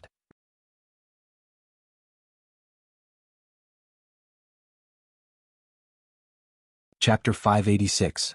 At the entrance of Shuiyu International, Hua Rui and Mo came out. A motorcycle passed by them and the person on the back seat snatched the gift bag from Mo's hand. Mo was shocked and quickly shouted, Someone there, robbers. Stop the motorcycle in front. A modified Mercedes-Benz motorcycle stopped in front of Mo and said to Hua Rui, Get on. Miss, don't. Mo held Hua Rui's hand and said cautiously. Xing Buhua curled his lips. Follow me then. With a pie sound, he sped forward and soon overtook the motorcycle in front of him. He stopped 10 meters away from them. He ran straight towards the motorcycle. With a leap and a kick, the motorcyclist fell to the ground. The person behind was agile and luckily did not fall. Xing Buhua walked towards him. The man took out a knife and aimed it at Xing Buhua. Xing Buhua used his grappling hands and easily grabbed the man's wrist. There was the sound of bones cracking and the knife fell to the ground. Xing Buhua pressed his body down and the man knelt on the ground with his hands behind his back. The motorcyclist realized that they could not beat Xing Buhua and threw the gift bag in the middle of the road. Many cars drove over. If he did not pick it up, the car would have run over the gift bag and it would be hard to say whether the things inside would be intact. Xing Buhua gave the person who threw the gift bag a thumbs up. He jumped over the fence and spent more than 10 seconds to pick up all the gift bags. The robber had already driven away on the motorcycle. Xing Buhua walked back slowly. Hua Rue and Mo caught up. He threw the gift bag in his hand to Mo and walked towards his motorcycle without saying a word. "What's your name?" Hua Rue asked. Xing Buhua looked at Hua Rue. "If you want to treat me to a meal or repay me, forget it. I don't have time and I don't need it." He continued to walk towards his car. His arrogance caught Hua Rue's attention. She ran over and extended her hand to block the path of Xing Buhua's motorcycle. "What if I say that I want to check if all my things are here?" "What?" Xing Buhua frowned. "Your appearance was a bit of a coincidence. Just now, you were suspected of deliberately letting the flying car robbers go. I have reason to suspect that you're in cahoots with them," Hua Rue said confidently. Xing Buhua nodded his head and didn't hide his disgust. "Is there a hole in your brain? If I didn't chase after him, the speeding criminal would have run away. Are you crazy to doubt me?" "Who says?" "I have to check if it's missing," Hua Rue said with a blush. Xing Buhua took off his helmet and hung it on the motorcycle. He crossed his arms and looked at Hua Rue coldly. "Go ahead and check. Hurry up, I still have something to do." When Hua Rue saw Xing Buhua's face, she was stunned. Her eyes were filled with ecstasy and shyness, and her heart was trembling. There was a kind of joy that settled in her dreamy feelings. Although she had never seen Xing Buhua in person, she had seen photos of Xing Buhua. His chiseled face was resolute and cold. He was extraordinarily handsome and left a deep impression on people. She was actually looking forward to meeting him. "I know you," Hua Rue blurted out. "Really? Then go ahead and check. After that, remember not to look for me. I don't want to be a farmer." He got on the motorcycle. "Don't you know me?" Hua Rue asked anxiously. "Do I need to know you?" Xing Buhua put on his helmet and started the motorcycle. "I'm Hua Rue, the one that you didn't show up for. I came to A because of you, but you didn't show up. Can you give me an explanation?" Hua Rue asked, feeling wronged. She was indeed the most famous socialite in M Nation. When she felt wronged, her eyes would be big and red. Coupled with her exquisite face, she was indeed quite pitiful. "I'm busy. Does this answer sound better?" Xing Buhua said lazily. "Can't you spare an hour? You can let me go to your office." Hua Rue was a little angry. She pouted her lips and looked very shy. Xing Buhua didn't even look at her. In fact, if the male lead doesn't show up at an ordinary blind date, it means that he doesn't want to go on a blind date. "I'm not planning to get married yet. I'm sorry that you came here for nothing. If you want to ask me for reimbursement of the round-trip air ticket, you can look for my assistant." Xing Buhua drove the motorcycle and left decisively. He glanced at the rear mirror and saw that Qiu Ting was indeed there. That was good. It saved him the trouble of having someone to settle it for him. He couldn't wait to see Baiya. When he thought of Baiya, his heart was filled with tenderness. He smiled and sped up. When he arrived at Baiya's place, Baiya was still reading the test papers. She hadn't finished the previous ones and another batch of test papers had been sent to her. She might be a little tired, but she wore her glasses and looked very bookish. He thought of a word: a top student. The woman he liked was a top student. His heart softened. He went forward and hugged Baiya from behind. Baiya smiled and held his arm. She looked at him and said, "Why are you here so early? Have you had dinner?" "I missed you. I haven't eaten yet." "I want to eat with you," Xing Buhua said softly. He put away his laziness and arrogance. When he was with Baiya, he tried to get closer to Gu Lingqing and be the man she would fall in love with. The world was strange. He had rejected many women who were willing to change for him, but he loved the women who could change for him. "I'll ask Xu Lan to prepare dinner." "There's no hurry. There are too many test papers. How long will it take for you to finish grading them? Should I get someone to help you?" Xing Buhua asked as he sat opposite Baiya. No, it's too risky for you and me to find someone. I'll ask Sherlon to help me. I can trust her. It's going to be the new year soon and I have a lot of work to prepare. It just so happens that I have time now. It's relaxing to mark the papers, Baya said, bowing her head and continuing to mark. She lowered her head and continued to grade the test papers. The article you posted today is very embellishing, Xing Buhua complimented. One case alone won't cause a sensation. The internet is more developed now. Some of the past cases just need to be sorted out and published together. Will be very shocking. What destroys a person, a business, an official or a family is not the case itself, but the public opinion. Baya said softly. Xing Buhua looked at Baya with a smile. He felt happy just listening to her voice.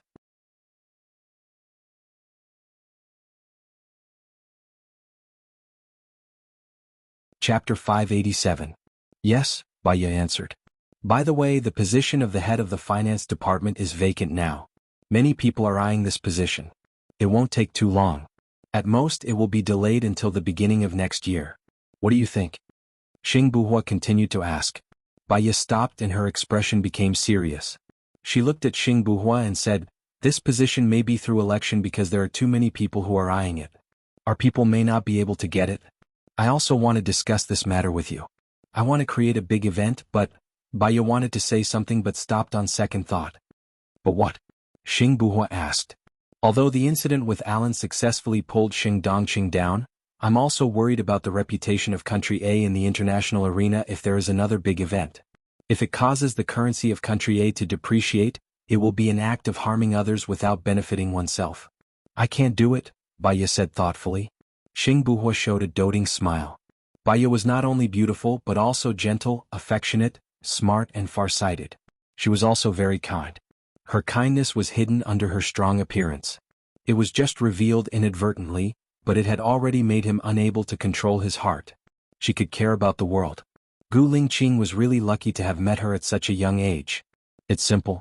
Country Y is a friendly country of Country A.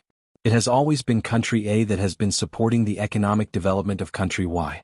In addition to the national debt, they have also sent a lot of talents to the country in construction, electricity, chemistry, science, medicine, education, and even roads. It's not wrong to say that they are a dependent country of Country A.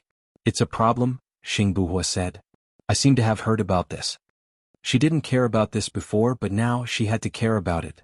Country Y has a multi-party system, and the struggle for power has always been very intense. If there is a civil war at this time, it will definitely destroy a lot of infrastructure. In addition to deciding which side to stand on, Country A also needs to invest a lot of money. When it comes to money, then the business tycoons of Country A will have the right to speak. When it comes to money, Xing Dongqing and Xinyan have money. In order to clear his name, Xing Dongqing will definitely fork out a lot of money. Baya guessed. Xing Dongqing's money is in the open. After all, his family has so many businesses. Gu's money is also in the open. Xinyan's money is in the dark. He can't take it out in the open.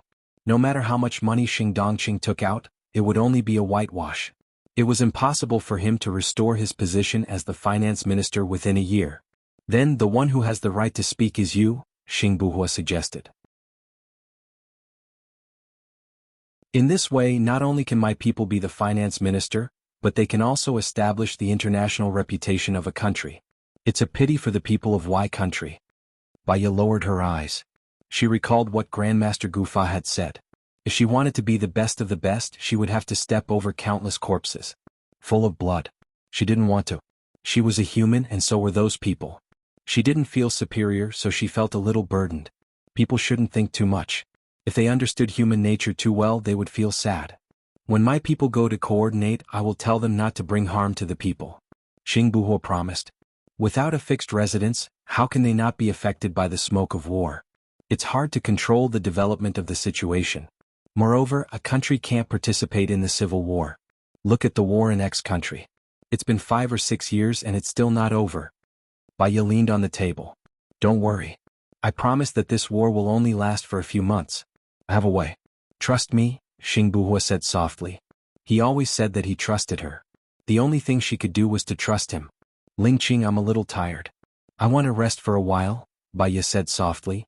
Xing Buhua walked over, carried her up and put her on the bed. When I leave tomorrow morning, I'll bring a box of papers with me. I can help you mark them during the day. Baya was still hugging his back.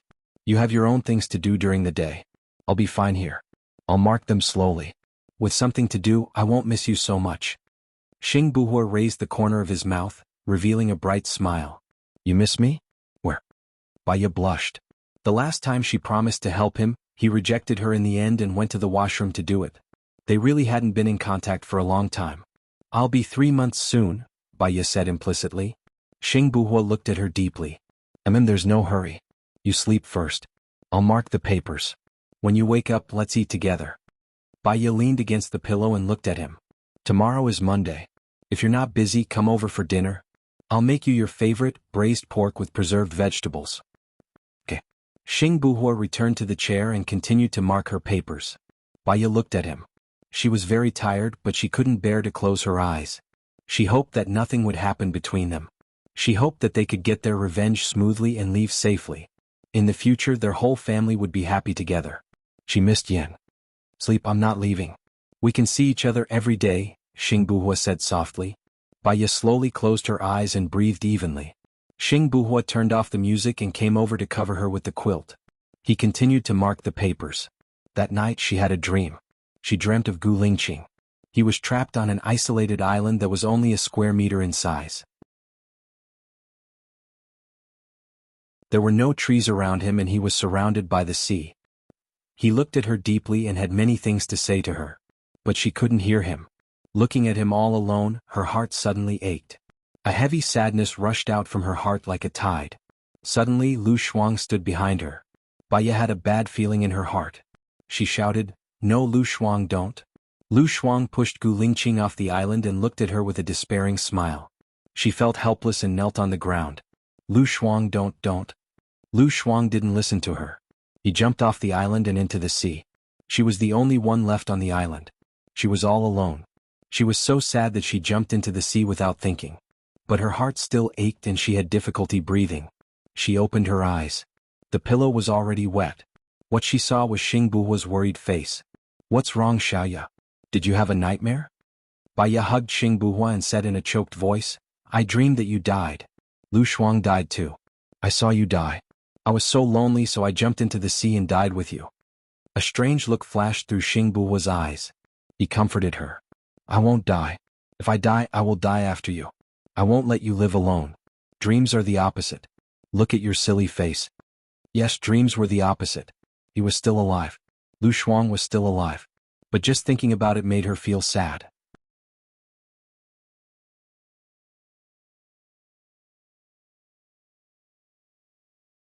Chapter 588. He kissed away the tears at the corner of her eyes. It was salty.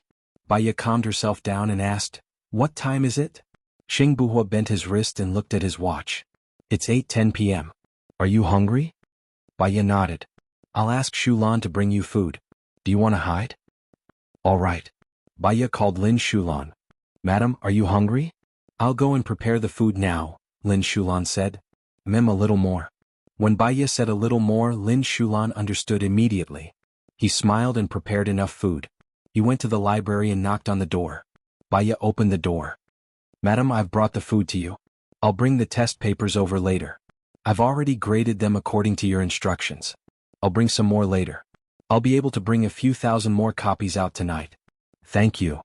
Also, the report on the Education Bureau has been very well received. They haven't responded yet. What should we do next?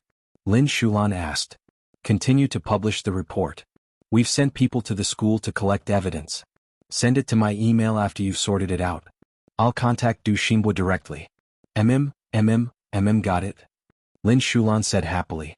Working with Baya, there were good results every day. She was more motivated. She took a box of test papers upstairs and closed the door of the library when she left.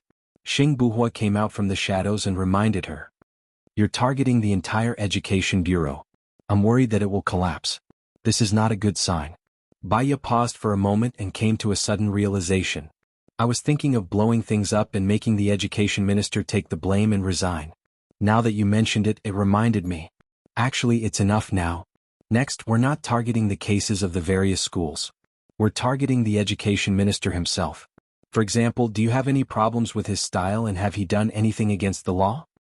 Baya understood. Yes, let's do it this way. I'll get an Ing to do it now.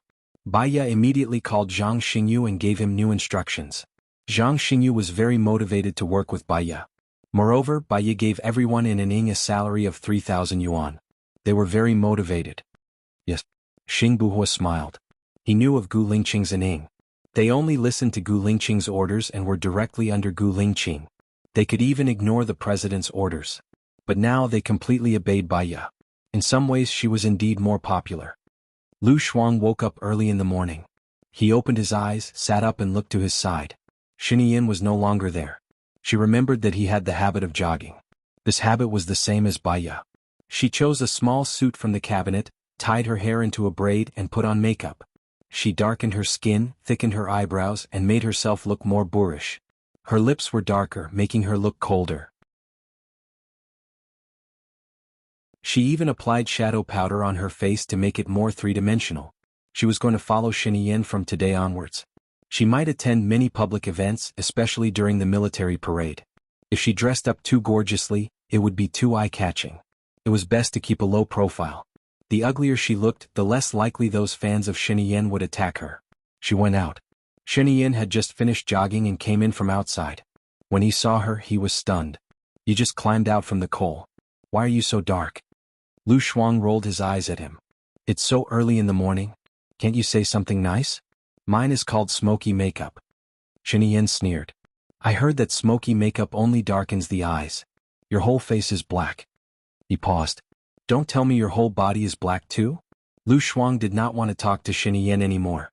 He sat at the dining table and supported his chin with both hands. He did not go to take a shower. Instead, he came in front of her and looked at her face. You have the legendary Guangongmei. You're ugly enough usually. You can barely be seen when you dress up nicely. But now you're so ugly that it's affecting the appearance of the city. Lu Shuang frowned. You don't have to look at me if I'm ugly. Your wife at home is very pretty. You can just look at your wife. Xinyan's face turned cold. Her eyes glinted. She turned and walked upstairs. Lu Shuang felt that he should be angry. Why did he look down on her? She was ugly and proud. How could he hit her so early in the morning and affect her mood? She did not care if he was angry. She walked to the kitchen and asked the chef, Handsome, is there anything to eat? I'm hungry. Oh, it's ready. I'll bring it out for you now, the chef said respectfully. Thank you. Lu Shuang said politely. He turned around and sat at the dining table waiting for the chef to bring his breakfast for the day. A basket of soup dumplings, a cup of soy milk and a poached egg.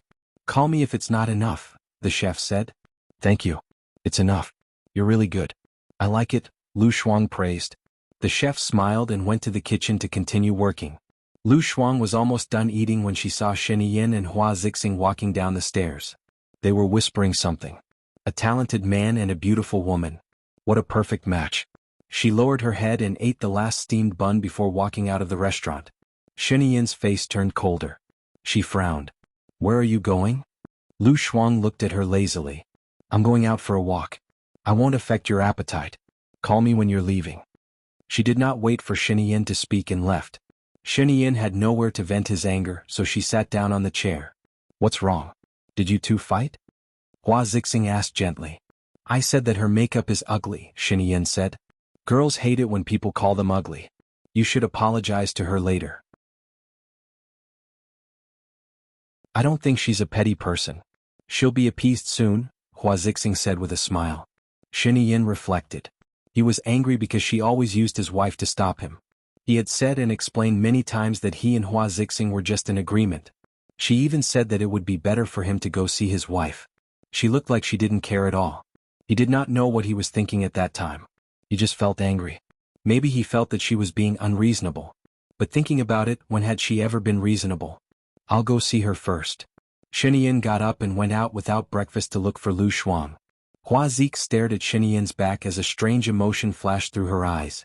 She raised the corner of her lips and lowered her head, returning to her usual gentle self. Xinyan found Lu Shuang, who was throwing stones by the lake. Hello, I'm Qin Tang Tang. You can follow me on WeChat.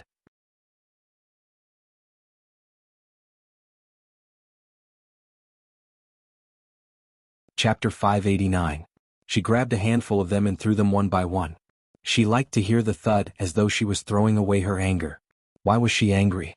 In terms of looks, she was no match for Hua Zixing, but in terms of age she was a few years older than her. She did not look good with makeup, but Xinyan was just stating the truth. Later, I'll get the makeup artist to teach you how to do makeup, Xinyan said. Lu Shuang looked at her. Why do I need to look good? My future boss will be worried. Xinyan frowned. Are you trying to make me angry? I have nothing to say to you. We are not on the same level and it's too tiring to communicate. Lu Shuang threw a handful of stones into the river and clapped her hands. Can we go now? Xinyan held her hand and her eyes dimmed. You know I like to joke. Are you angry because I said you are ugly? Lu Shuang smirked. If I get angry over such a small matter, then wouldn't I become a punching bag? Then why are you out alone? Isn't it cold outside? It won't affect your meal. Didn't you say that I was affecting the city? What makeup are you wearing? You really don't look good, Xinyan said and let go of her hand. Lu Shuang chuckled. In the eyes of the president, I am just one of your women who needs to be beautiful every day to please your visual nerves. But to me I am more like your secretary. You have your own topics to talk about. If I were to put on a pretty face I would probably be drowned in it. I want to be low-key and more low-key. The uglier I am, the safer I am. There won't be any reporters following me, and they won't be able to capture anything, Xinyan explained. Aren't we going to parade? Those soldiers aren't human anymore. They don't have saliva. Aren't the people around you human? They don't have saliva anymore. It's tiring talking. Lu Shuang turned around. Xinyan hugged her from behind. Lu Shuang was so nervous that his back was stiff. Brother, are there satellite cameras? Last night, the presidential palace blocked the signal. The satellite can't capture it. Lu Shuang relaxed a little and looked at him. Why are you hugging me? I'm not affecting the city anymore. Didn't you say that I would be worried? Good job, Xinyan said with a smile. This guy's smile was really flirtatious. He could be considered one of the most handsome men in the world. When did I say that you would be worried? Lu Shuang didn't remember saying that. Xinyan's face darkened. My future husband, why don't you have the self-awareness of being my future wife? This? Lu Shuang didn't want to argue with him and changed the topic. Are you ready to go? The procedures for the parade will be issued today, right? Under normal circumstances, my secretary will arrange my necessary itinerary for the next week and flexibly deal with those that are necessary but not urgent. The last one is the emergency itinerary. The parade is considered a necessary but not urgent itinerary. You will know when you go to my office. Then there are 2 meetings in the morning. You can rest in my office. I'm resting in the office, Xinyan explained. During the parade, can I see the files of all the soldiers? Lu Shuang asked tentatively. If you want to see all the files of the soldiers, I just need to open the database and it will be there. What you want to see should be my formless, right? Xinyan said directly. Lu Shuang knew that he couldn't hide it, so he didn't quibble. He nodded and said, I saw the person who killed my mother.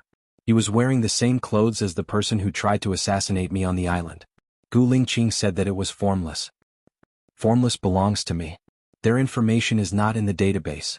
I can arrange for you to go and see it. If you see who the murderer is, tell me. I will not tolerate it. Xinyan promised. Lu Shuang had a strange feeling in his heart. He felt a little burdened. If you do this, will people talk about you? I feel like you are a little angry for a beauty. Xinyan smirked. First of all, you can't violate a military order. Doing this behind my back is a capital offense. Xinyan took her hand and walked to the villa. After I have breakfast. Xinyan held her hand and walked towards the villa. After I finish breakfast. Then Xinyan took her hand and walked to the villa. After I have breakfast. Xinyan just held her hand and led her back to the villa. Lu Shuang felt that he was really childish. He was a little brother after all. She followed Xinyan back to the villa. Hua Zixing had already finished eating. She looked at Lu Shuang and said with a smile, Actually, I think this makeup is very special. It's valiant and has a unique style. Yeah, I think so too, Lu Shuang said with a smile. Do me one day too. I think it's quite interesting. Lu Shuang pointed at Xinyan and whispered to Hua Zixing, I will do one for him one day too. Okay. It's quite interesting just thinking about it, Hua Zixing said with a smile. Lu Shuang realized something. Nangong Yu was missing. She used to follow Hua Zixing around. She looked at Xinyan and asked, That Nangong Yu, did you really punish her? How could it be fake? Yin looked at her helplessly. She sat down and said in a low voice, "Eat with me a little more." "I'm full," Lu Shuang refused. "It's very late for lunch today," Yin reminded him. "Then I'll eat a little more." Lu Shuang was straightforward. Hua Zixing pursed her lips and laughed. "You're really cute." Lu Shuang felt a little uncomfortable being praised like that. She picked up a small steamed bun and took a big bite. The fat fell off. Yin immediately took a tissue and wiped the corner of her mouth. "You don't need your makeup anymore." "Who stole it from you?" "I developed this habit in Gu Lingqing's military. They demand that we eat in 5 minutes. After 5 minutes there's nothing left to eat," Lu Shuang complained. "Gu Lingqing's military is the most disciplined, prestigious and has the best results. But why did you go to his military? Wasn't it better to have your father take care of you in the hospital?" Yin asked casually. Lu Shuang's eyes dimmed. She thought of her father, her mother and Baya. "At that time we agreed to go to the military with Baya. I went in but Baya went to America." She shrugged and said indifferently, "This is fate. Although I never believed in fate, Baya believed in it. Now I believe in it too." She had lost her appetite. She rubbed her stomach and put down her chopsticks. "I'm so full.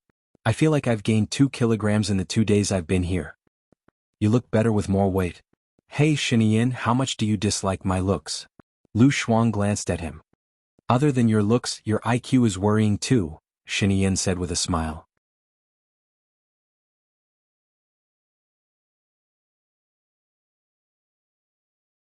Chapter 590. You saved the Milky Way in your past life. Don't thank me, thank the Milky Way. Lu Shuang was speechless. Hua Zixing pursed her lips and laughed. "You guys are making me laugh." Then what did I do in my past life?"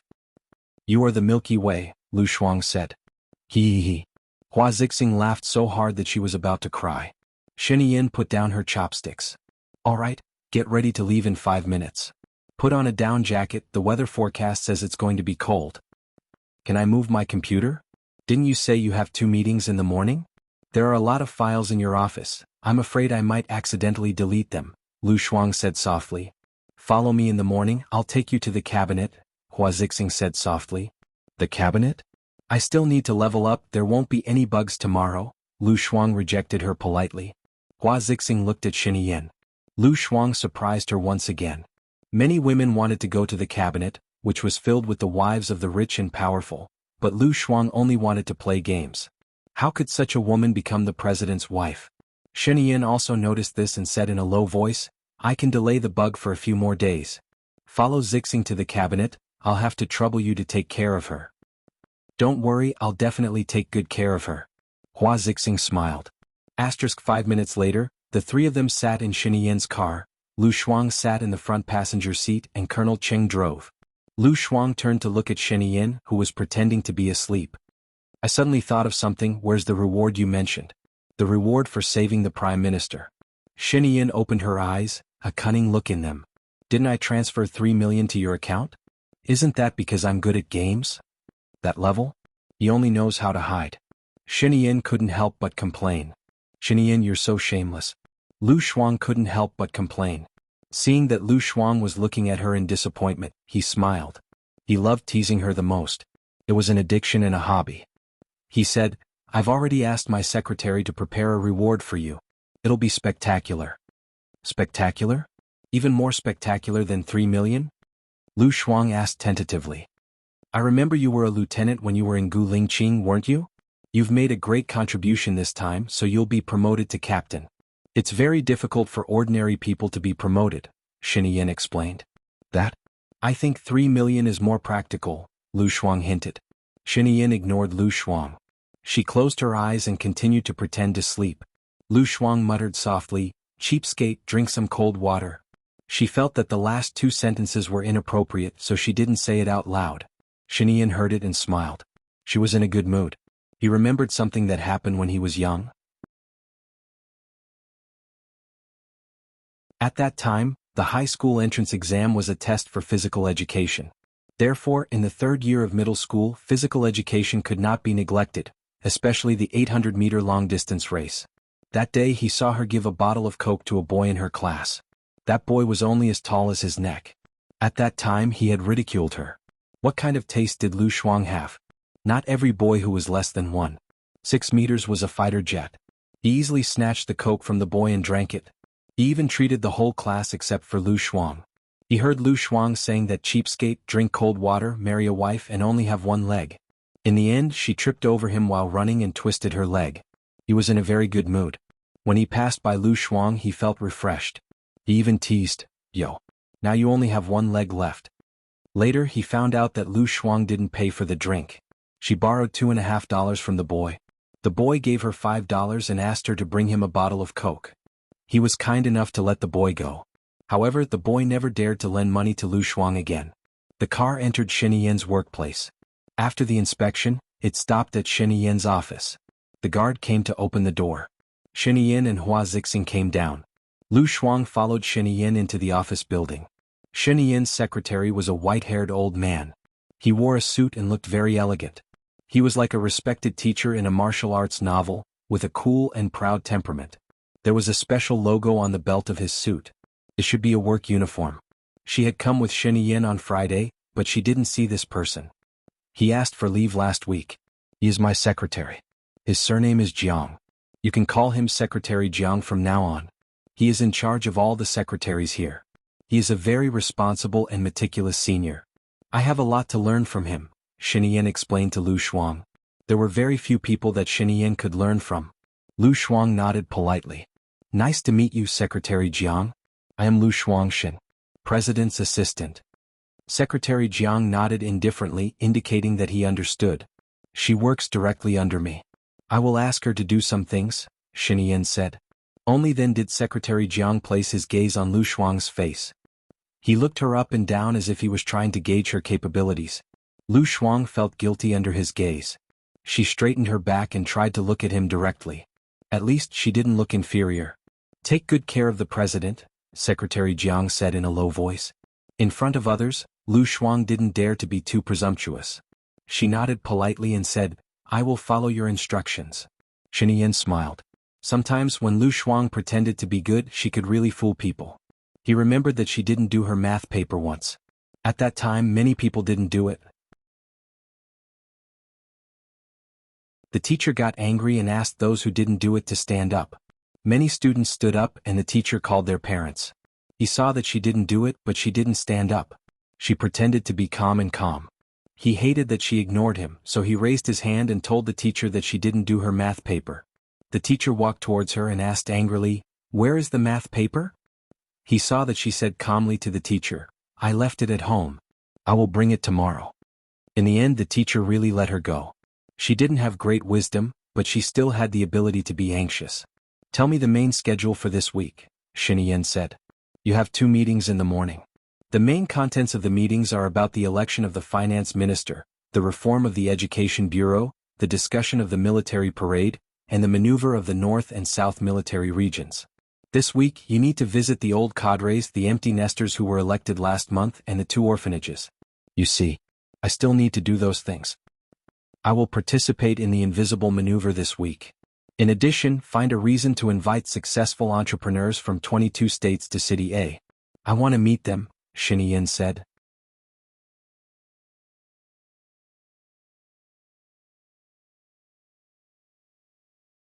Chapter 591. I'm just doing what I'm supposed to do. We have to arrange this quickly. Otherwise we might miss a good opportunity. Our opponent won't give us much time to breathe, Shen Yin reminded him. Yes, I'll arrange it now. Your meeting will start at 9. Okay, Shen Yin replied and looked at Hua Zixing. Hua Zixing nodded with a smile and said to Lu Shuang, Come with me.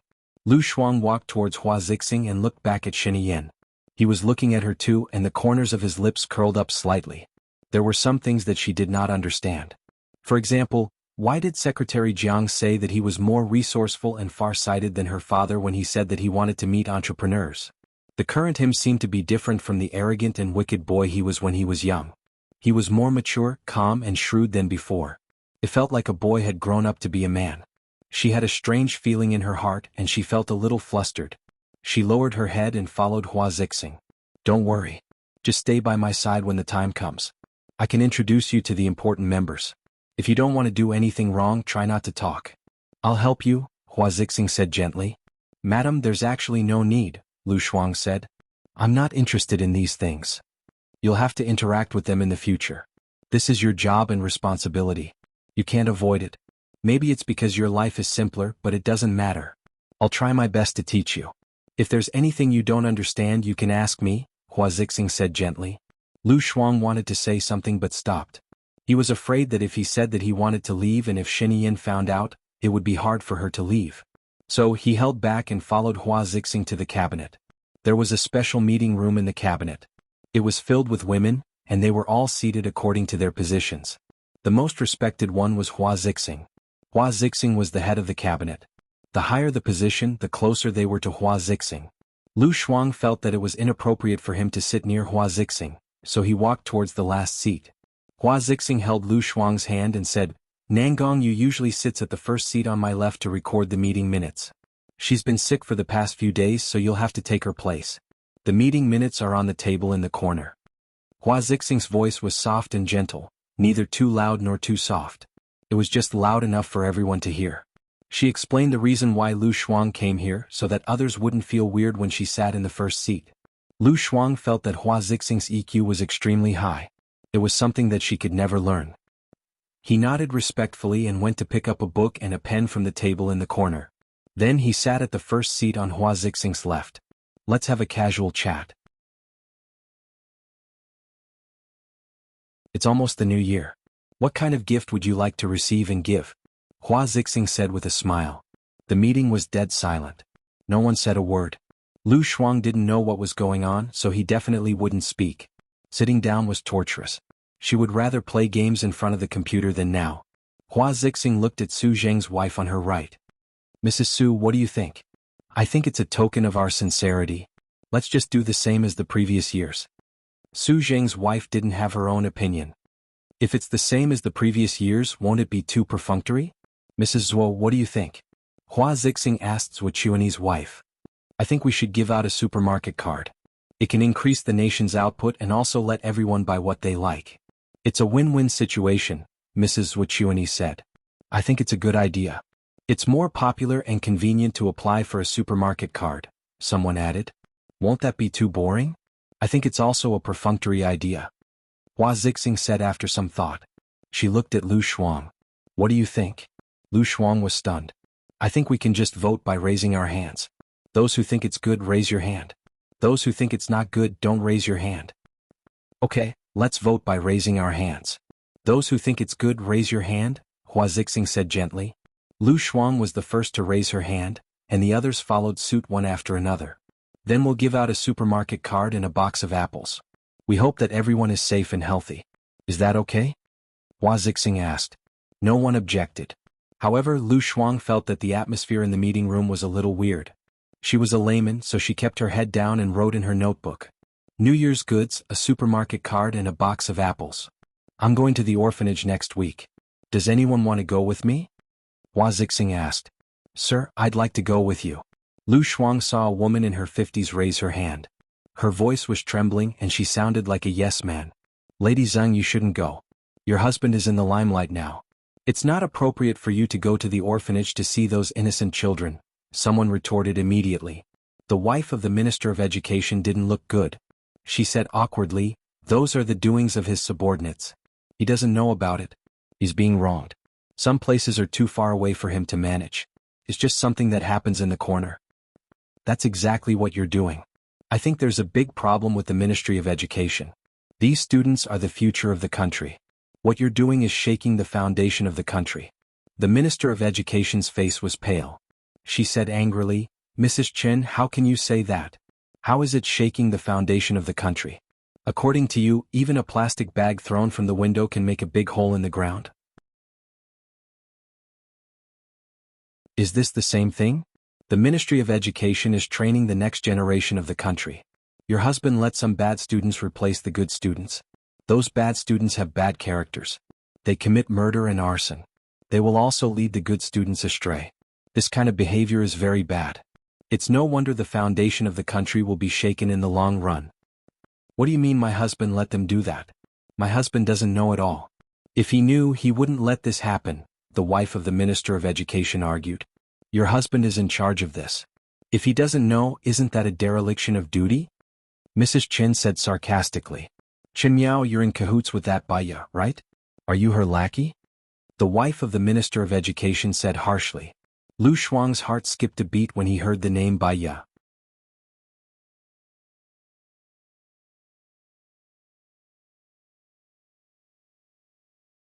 Chapter 592.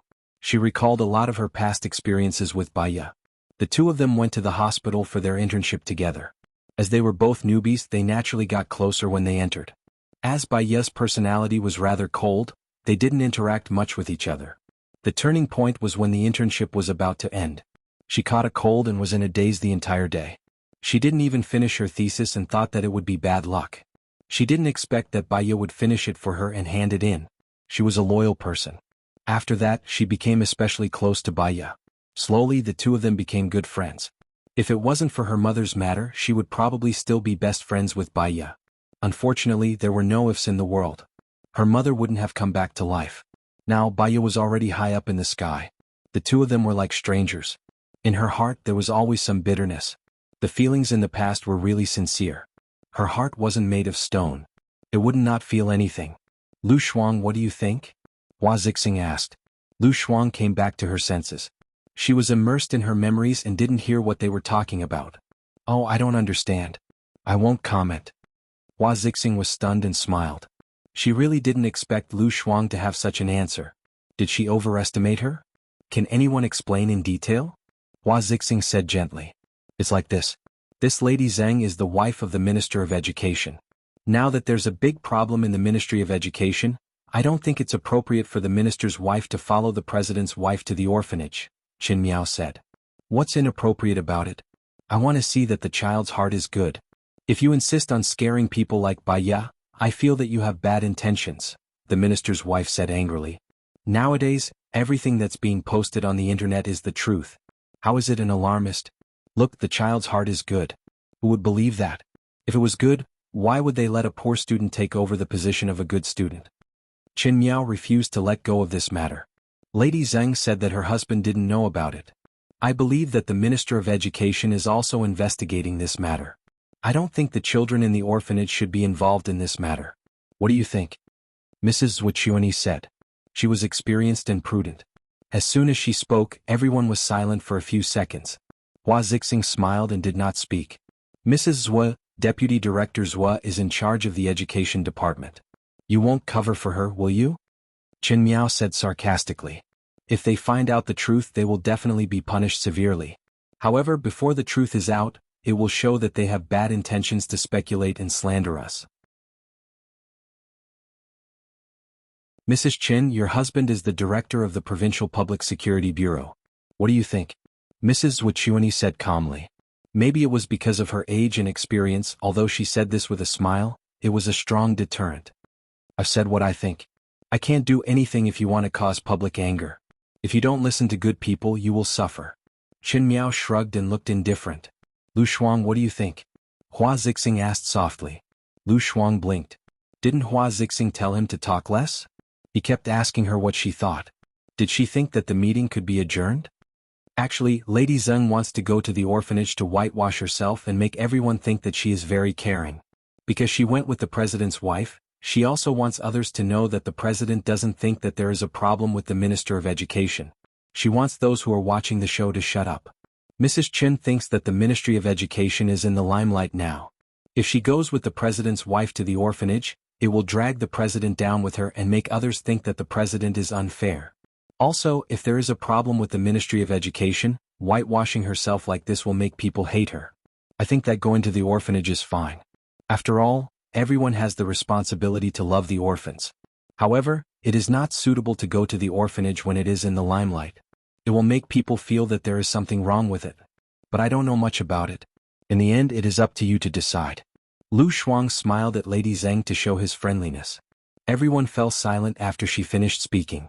The atmosphere was oppressive. The people here didn't speak clearly. They stood in a high position and looked dignified. If they didn't say their private messages, they would seem hypocritical. Lu Shuang's words were very honest and thought-provoking. Mrs. Zhuo, what do you think? Hua Zixing asked Mrs. Wuchuani. Lu Shuang glanced at the other people's expressions. She guessed that Mrs. Zhuo was the most respected person here, so even Hua Zixing was afraid of her. Mrs. Wuxia smiled. Indeed, Advisor Lu's words make sense.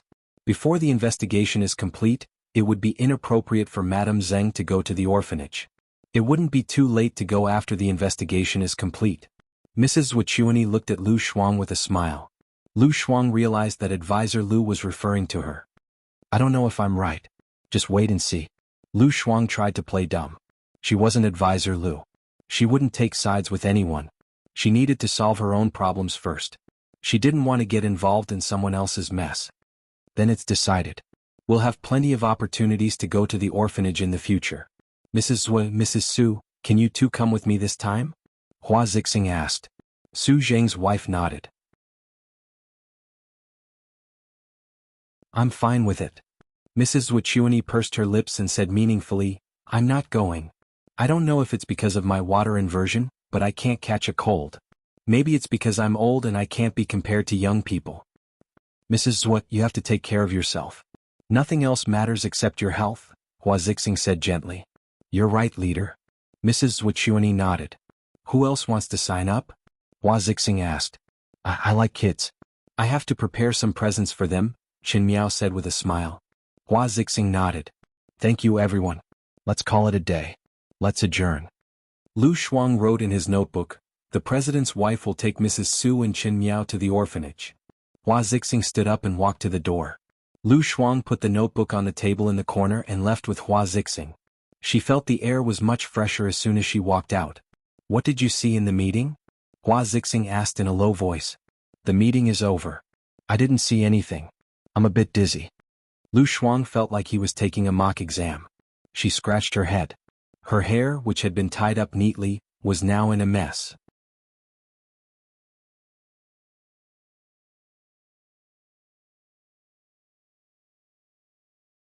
Chapter 593. Just the sound of it made it sound very difficult. If I knew all this, I wouldn't be so useless now. Please forgive me. I'm a little sleepy and want to sleep. I slept late last night. Lu Shuang yawned. Hua Zixing sighed. Take it slow. Ian is still in a meeting. Why don't you sleep in my room? There's a lounge in my room. Thank you, Mrs. President. You're the best. Hurry up and take me there, Lu Shuang urged, smiling as she hugged Hua Zixing's arm. Hua Zixing's lips twitched as she brought her to her room. Lu Shuang took off her shoes and clothes. She climbed into bed and got under the blanket. She waved at Hua Zixing. Please close the door. Thank you. Hua Zixing closed the door for her. Lu Shuang stared at the white ceiling. She felt a little bitter in her heart. Let the ending develop in the direction she wanted. She needed to show her power and control people's hearts. She really didn't know how to do all this. She was too casual and didn't use her brain much. She would get along with people she could get along with sincerely. She wouldn't get along with people she couldn't get along with. She didn't have so much time to think of schemes and strategies. She couldn't do that. People like her were more suited to find a stable job and a husband who worked from 9 to 5.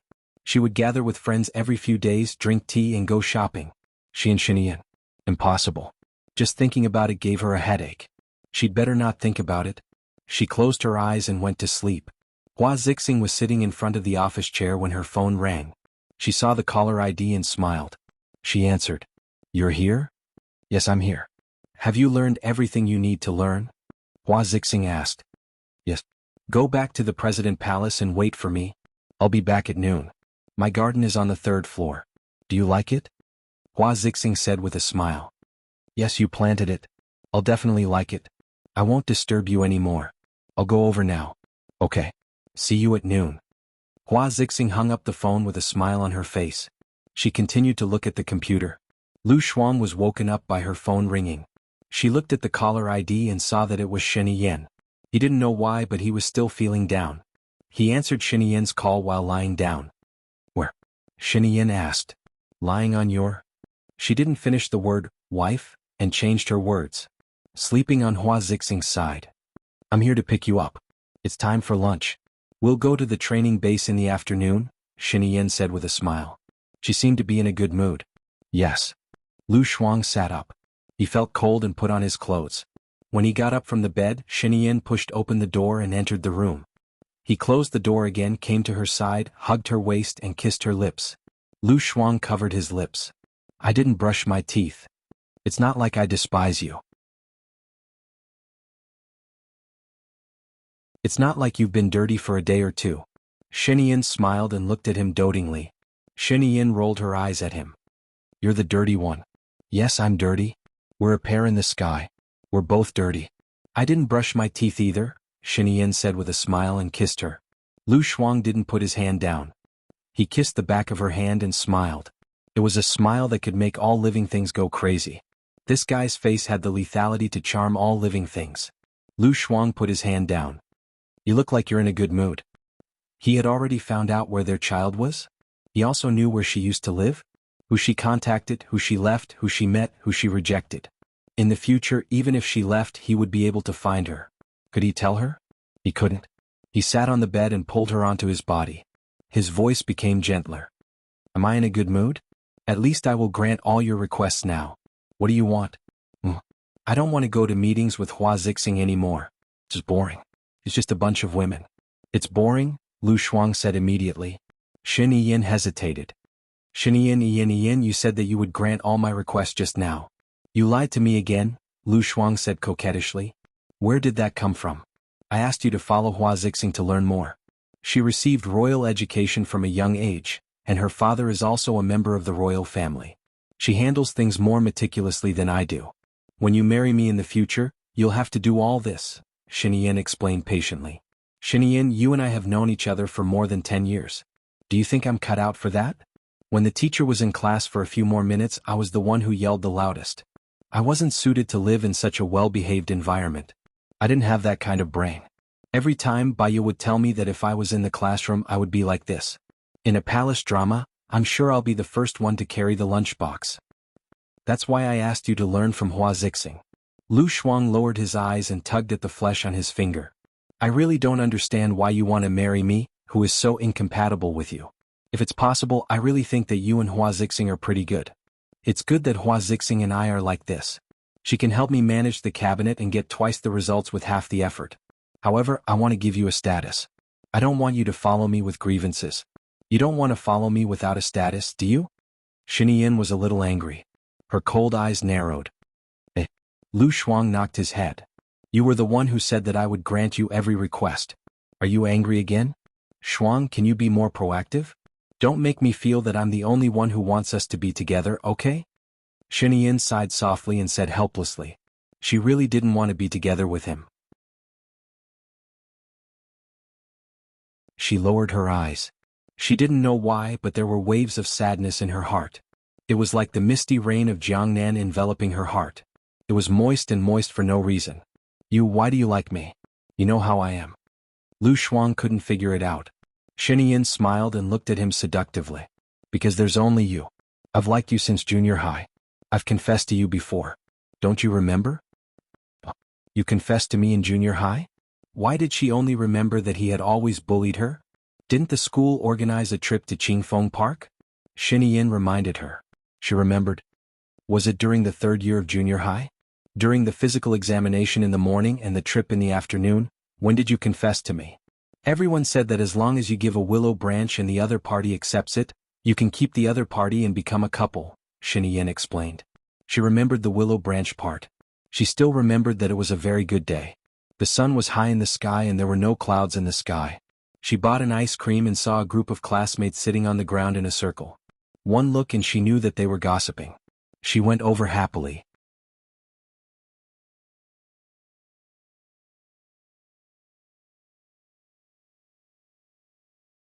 Chapter 594. He ran so fast that she couldn't catch up with him. She stood on the bridge, panting. After a while, she saw him walking over with an ice cream in his hand. He asked in a relaxed and teasing tone, "Is the willow branch for me?" She was so angry that she was about to explode.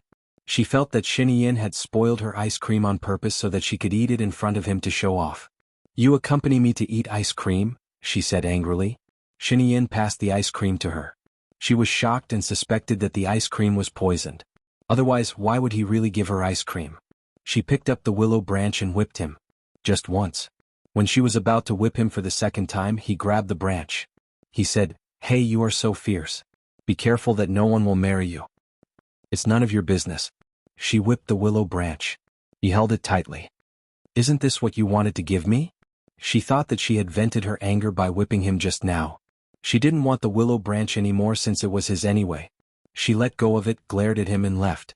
He couldn't remember the things that happened after that, but he had a clear memory of this incident. Do you remember? Xinyan asked her. I didn't know that the willow branch had the intention to confess. No one told me. Where did it go after that? Lu Shuang asked curiously. Xinyan chuckled. In the President Palace in my room hanging on the wall. Didn't you notice? Lu Shuang's eyes widened and her heart trembled violently. Xinyan really liked her? I didn't see it. Lu Shuang shook her head in disbelief. Xinyan scratched her nose. What can you see? I'll take you back to see it after dinner. Aren't we eating at your house? Xinyan knocked her head. What house? That's your house too. If you don't want to go, I'll take you to another place for dinner. Don't you like eating fish? I don't like fish. Who told you that? Lu Shuang was confused. She was very casual when it came to food. She would eat whatever was delicious. Didn't you always go fishing with your friends? Xinyan remembered correctly. He knew her whereabouts like the back of his hand. So, you're taking me out to eat fish? Yes. There's a fish feast that's especially good. When it comes to cooking fish banquets, Baiye's cooking is the best. Her cooking skills are top-notch, Lu Shuang praised. Xinyan looked at her deeply. Are you really not going to forgive Baiye? She's your best friend. Lu Shuang paused. His eyes dimmed and he shook his head. The deeper their feelings were, the more hurt they would be. It was to the extent that they would never see each other again. Xinyan held her hand and walked out of the room. When Hua Zixing saw them, she stood up and smiled. You go back first. I'll eat somewhere else with Lu Shuang, Xinyan said to Hua Zixing. Okay. Have you arranged everything? Hua Zixing asked worriedly. Yes. Thank you for your hard work these few days. Call me if anything happens. Xinyan said to Hua Zixing politely. It was as if there was always a distance between them. It wasn't cold or hot. It's my job, Hua Zixing said with a smile. She watched Lu Shuang and Xinyan leave. They left. They were all dressed up. Xinyan only brought Colonel Cheng with him. They drove to the back door of a restaurant in the downtown area and went straight to the private room on the 3rd floor. We're out in broad daylight. Is it okay? Lu Shuang asked worriedly. He looked to the left and then to the right. There were only the 3 of them in the entire corridor. Don't worry. Xinyan comforted her. She brought her to the private room and sat down. She explained, this is the 3rd floor. No one can come up except for special staff. It's so troublesome and scary. Isn't that right, Colonel Cheng? Lu Shuang looked at Colonel Cheng. Colonel Cheng lowered his head and smiled. He didn't say anything. If the president did this a few more times, his life would be shortened by a few years. He was terrified. You see. Don't do this in the future, Lu Shuang suggested. I bought this restaurant for you. I brought you here to take a look, Xinyan said. Lu Shuang was surprised. He pointed at his nose and said, You gave it to me. She couldn't take it away. She couldn't bear to give it to him. Who else can I give it to if not you? Xinyan's lips twitched. The staff had already prepared Xinyan's lunch. They lined up to send it over. Lu Shuang looked at it. It was really sumptuous. There were all kinds of delicacies made of fish in various styles. With this, Baiye's fish feast was more homely.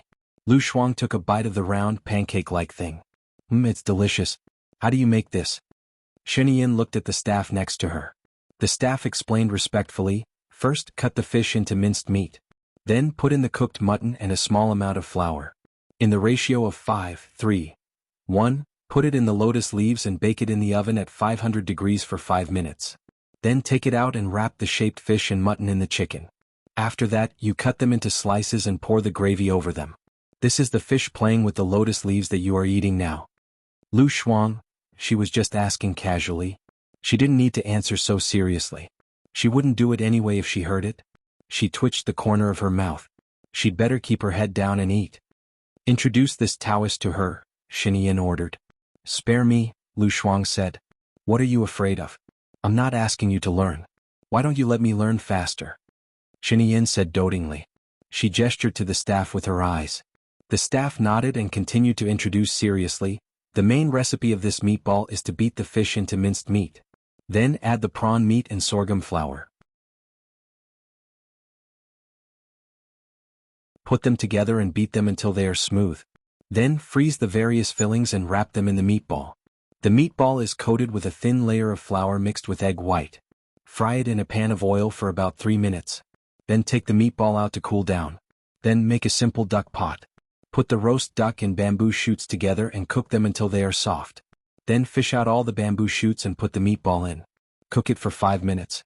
What about the bamboo shoots? Lu Shuang asked. The staff smiled. This Taoist farmhouse is made with those bamboo shoots. The method is, all right, I don't need to know how to make it. Thank you for your hard work. I'm going to dig in. Lu Shuang stopped her from continuing. She took a bite of the farmhouse. In short, it was super delicious. How is it? Shinian asked. Lu Shuang gave her a thumbs up. Shinian smiled. Didn't you say that I'm stingy? The income from this place will be directly deposited into your bank account. Lu Shuang paused and gave him an ambiguous look. Afraid that he would see through her emotions, she lowered her head again. Hello everyone. I'm Qin Tang Tang. You can follow me on WeChat.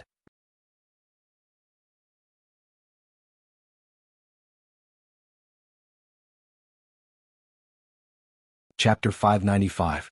She was going to leave soon. Even if he gave it to her, she wouldn't dare to take it. After the meal, Lu Shuang saw the painting that Shinian was talking about.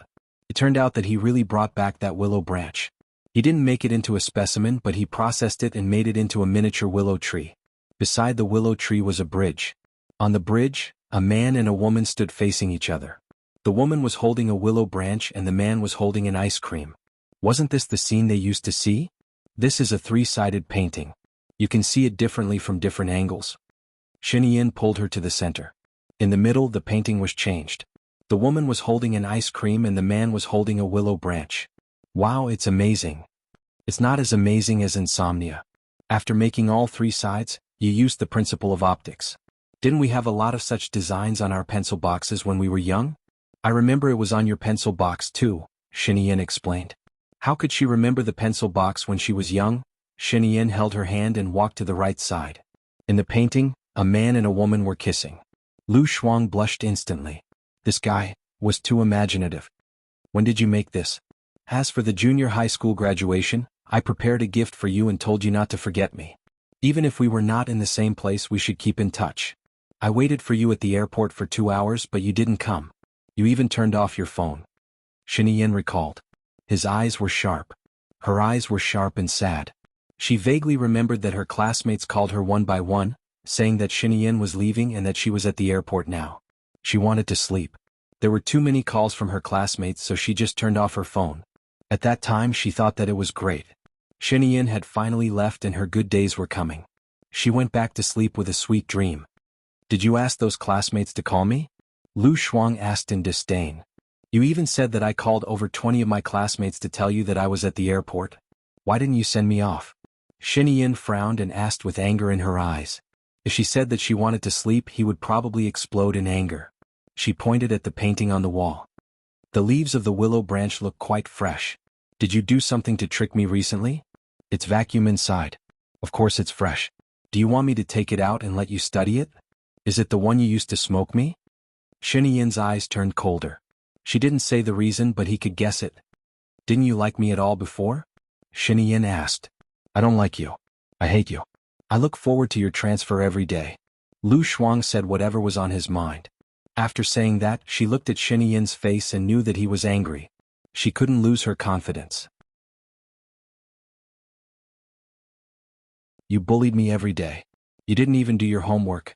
You even gave the teacher the love letter that someone gave me. You treated the whole class to dinner but not me. You even played tricks on me and made me look bad. Lu Shuang complained. Did I have to watch you fall in love with someone else? If I didn't bully you, how would you remember me? Shinian said with her eyes drooping.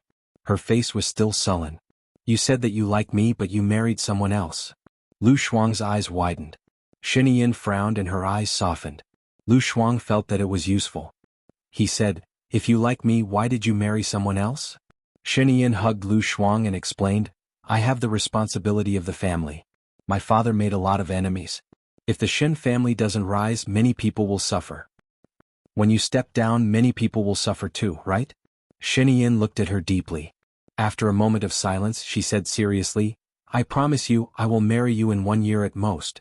When my contract with Hua Zixing expires, I won't let you work so hard. What? Those people will still suffer. Lu Shuang was confused. If I can't establish my own power in 4 years, then I won't be able to be the president. No matter how much time I have, it won't help. I don't want to let you down again. He knew that if he let her down again he would lose her forever. Lu Shuang had a strange feeling in his heart. It was a very special feeling. Women were soft-hearted and moved animals. Because they were moved, they could ignore the other party's appearance, figure, family, background, and so on. Personally, he felt honored and incredible to be liked by Shiniyin. Shiniyin was the president. In addition to being beautiful, he was also a little younger than her. In terms of power, he was the best. He had good skills. Although his character was sometimes bad, sometimes it was okay. It was like she had tried her best to buy a house with 2 bedrooms and 1 living room in City A, but God gave her a big mansion in City A.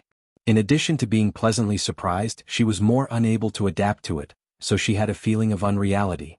He kissed her on the lips. Lu Shuang took a step back subconsciously. Shiniyin hugged her waist even faster. His eyes flashed with a cold glint, hiding his pain and anger. You still haven't fallen in love with me? How can I like you? If she said no, would he crush her to death? His current reaction was a little scary, and his grip on her waist was very strong. Didn't you want to kiss me? I want to brush my teeth. Lu Shuang had an idea. Shiniyin lowered his head and kissed her lips. His red tongue swept across her teeth. Her heart was beating fast. There was a kind of moisture and surging, as if some kind of emotion was about to rush out of her brain. She was a little repulsed, but she couldn't resist. She looked at him with her eyes wide open. He looked at her too. There was pain in his eyes, but he didn't hide it. This was different from his usual arrogant and superior look. She was almost cross-eyed. She closed her eyes. Shiniyin was teasing her. He was teasing her so much that she couldn't think. Would he be able to let go of her if she responded to him? She stuck her tongue into his mouth. Shiniyin was even more excited. His breathing became heavier. He carried her up, put her on the bed and took off his suit. Shouldn't he let her go? I think we should take a shower first. Calm down. Before she could finish, he kissed her lips, threw his clothes beside the pillow and unbuckled his belt. Lu Shuang pushed him away. He felt that he was too overbearing. Shiniyin, I can't run away. Take a shower first. Shiniyin was pushed away. He was unhappy. I'm not dirty. I'm dirty. I don't mind. He lowered his head.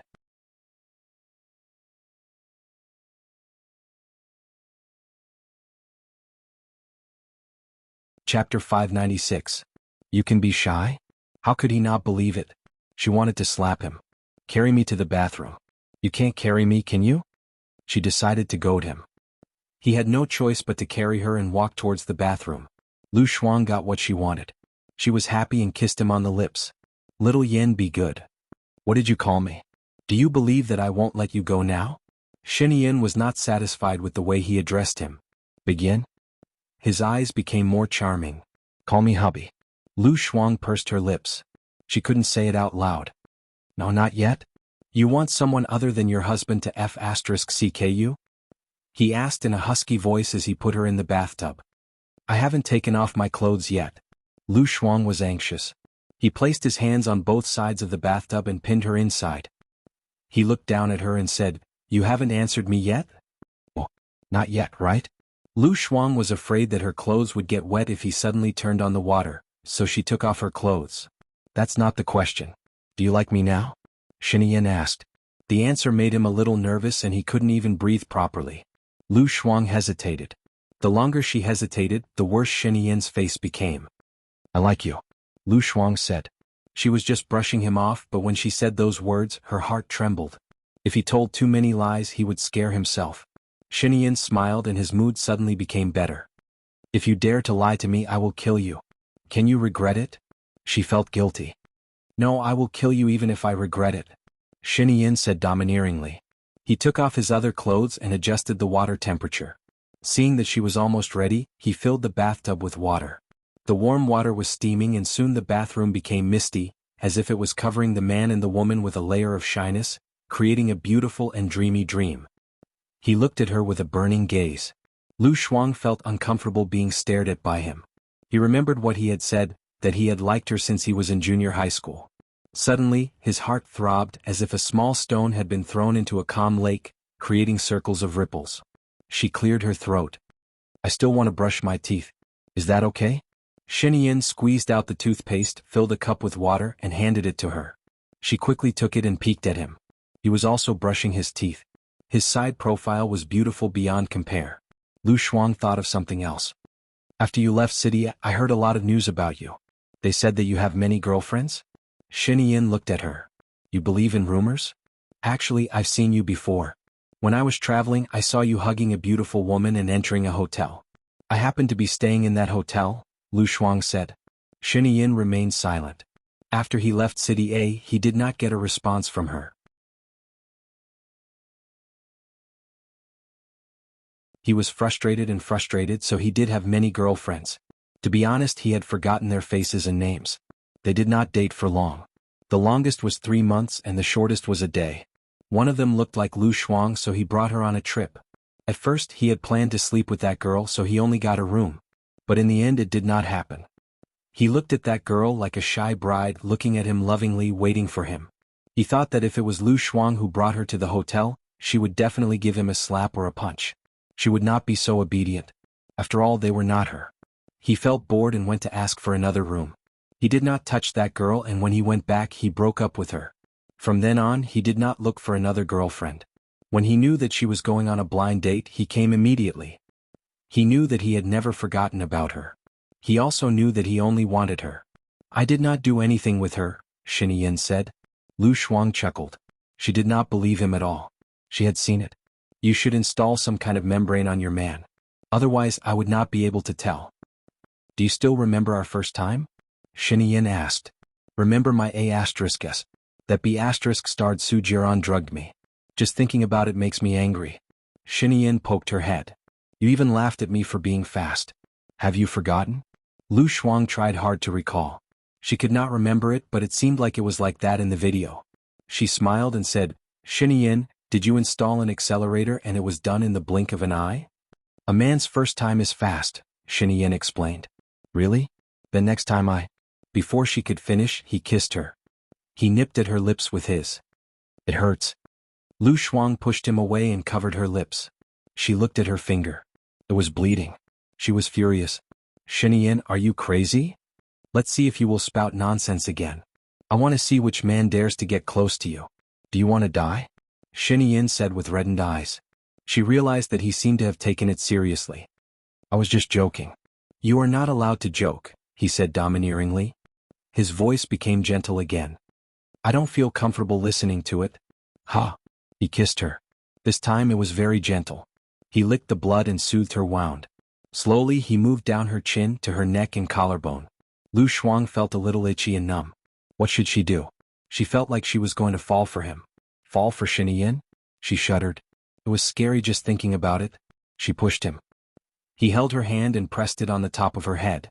He kissed her arm. There was more and more water in the bathtub. It was so warm that it enveloped her. He stepped in and looked at her with burning eyes. He said softly, Xiao Shuang, don't push me away anymore. You said you like me. She didn't know. She was confused and worried. He continued to kiss her. It was moist, hot, charming, and dreamy. She gradually couldn't think. She took everything from him. Her breathing became uneven and her voice became sweet. It mixed with his panting, forming a beautiful music score. Ripple, ripple. Half an hour later. Lu Shuang was resting on the bed thinking about life. She was getting older. She was not as stubborn and persistent as she was when she was young. Her love was not so pure. She didn't know if it was because she was used to it or because Shenyan's skills were too good. She actually liked it, annoyance and irritation. This was not a good state. What's wrong? Shenyan asked when she saw her holding her forehead speechlessly. Lu Shuang came back to her senses. She couldn't tell him what she was thinking about. She turned around and changed the topic. Well, didn't you say we are going to the invisible training base in the afternoon?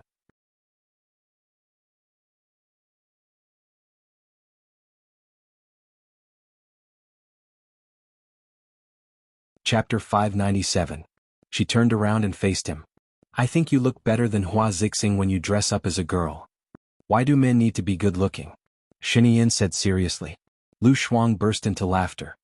To attract me. I like good-looking men. He played with her long hair.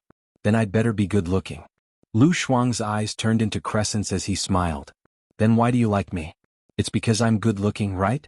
What do you mean by good-looking? Xinyan said in disdain. Lu Shuang's eyes drooped. He was in a good mood. He put his arm around her shoulders and pulled her into his embrace. There are many good-looking people in the world. Many good-looking people are old and no longer look good. I don't care about looks. I think I like you because you did my homework for me for 3 years. Only you alone. Only you did my homework for 3 years. You should have said so earlier. If you had, I wouldn't have done your homework for you. Lu Shuang was so angry that his intestines were turning green. Xinyan knocked her head. Did you forget when you were feeling good just now? I was just joking. Can't I just joke? Don't hit me again or I'll flip out. Lu Shuang frowned and knocked his head. Only then did he feel better. Xinyan laughed. Flip out? Oh, come let's see if you can. He turned around and put all his weight on her. The asterisk Emin, you're so heavy. She couldn't move at all. Someone knocked on the door. Lu Shuang was shocked. Hurry up and get up. She didn't want anyone to see her. Xinyan glanced at the door unhappily, but still let go of her. He put on his clothes and opened the door. Hua Zixing stood at the door and asked gently, I'm not disturbing you, am I? What's wrong? Xinyan asked indifferently. There's someone I want you to meet. Are you free now? Hua Zixing asked in a friendly tone. Xinyan didn't want to be angry at her.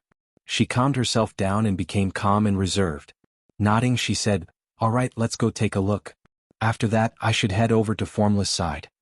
Hua Zixing smiled, turned around and headed for the 3rd floor. Xinyan frowned when she saw Nangongyu. Nangongyu walked up to Xinyan, nodded and said respectfully, Hello, President. Xinyan looked at Hua Zixing. You want me to see her? She's not Nangongyu. I hid the real Nangongyu in the dungeon, Hua Zixing explained. Xinyan sized up Nangongyu. Be it her height, physique, voice, appearance, manner of speech or temperament, she was exactly the same as Nangongyu. Twins? No, it's the effect of the plastic surgery. When I made the agreement with Nangongyu, I had already secretly prepared for it. Nangongyu is actually very arrogant and can't control her emotions. It's easy for her to ruin things. I was worried that she would betray us one day, so I made arrangements beforehand. A strange look flashed across Xinyan's eyes. It seemed like she had already prepared for it 3 years ago. If Hua Zixing was a man, she would probably be an outstanding politician. Her shrewdness and schemes were not as shallow as his. Fortunately, her heart belonged to someone else. Her goal was not to stay by his side, so she wouldn't cause any harm to Lu Shuang. Well done. If you need anything, just let me know, Xinyan said in a low voice. And all right.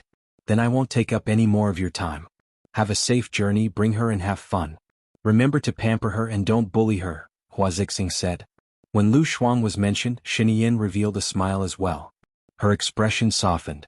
She's the one bullying me now. How would I dare to bully her? If you scratch her once, she'll definitely scratch you twice. Lu Shuang is a very interesting person. All right, hurry up and go find her. Hua Zixing pushed Xinyan to the door. Xinyan nodded at her as a farewell and went downstairs.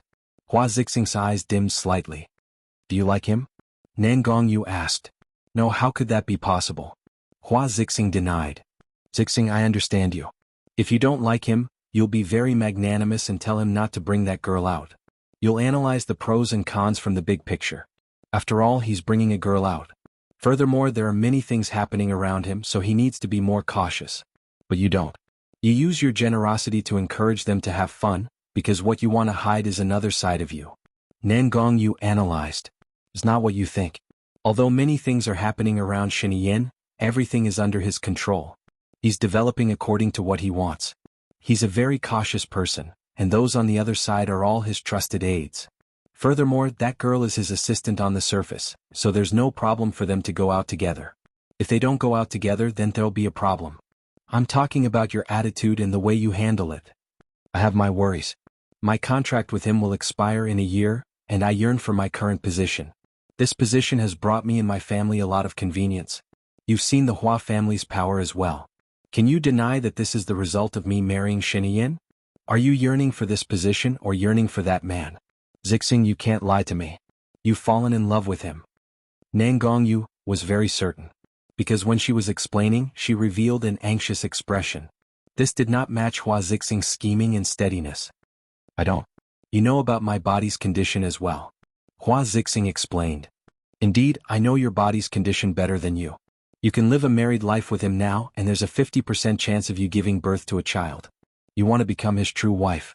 Zidan, only by facing your own feelings can I help you. Nan Gongyu persuaded earnestly. Xiaoyu, I really don't have that kind of feelings for him. I'm only yearning for my current position. If one day I realize that I've fallen in love with him, I'll tell you. Nan Gongyu held onto Hua Zixing's wrist. Humans have some biological reactions and they can't lie. Let me ask you now, do you like him or not? Hua Zixing paused for a moment, then retracted her hand. She turned around and was a little flustered. I like him. Nan Gongyu was certain. That man is perfect enough and he's compatible with you. Xiaoyu, don't do anything. I know what I should do. Hua Zixing said solemnly and furrowed her brows. Nan Gongyu revealed a smile. It was a very faint smile with a hint of sadness. Hua Zixing turned around to look at her, and then regained her happy expression. You've just arrived in a country and there are a lot of good food in a country. Let's disguise ourselves and I'll bring you out to eat. Nan Gongyu nodded.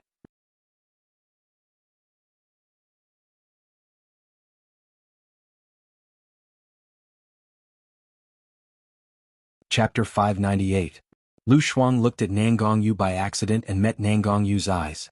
He paused for a second, but before he could take a closer look, Shiniyin turned his head away. He lowered his voice and said to Lu Shuang, "That's not the real Nan Gongyu?" What? Lu Shuang was surprised. But she seems to be the real Nan Gongyu? There is a girl named Xing Buhua who looks exactly like Gu Lingqing. However, she has plastic surgery but he is natural. Shiniyin explained.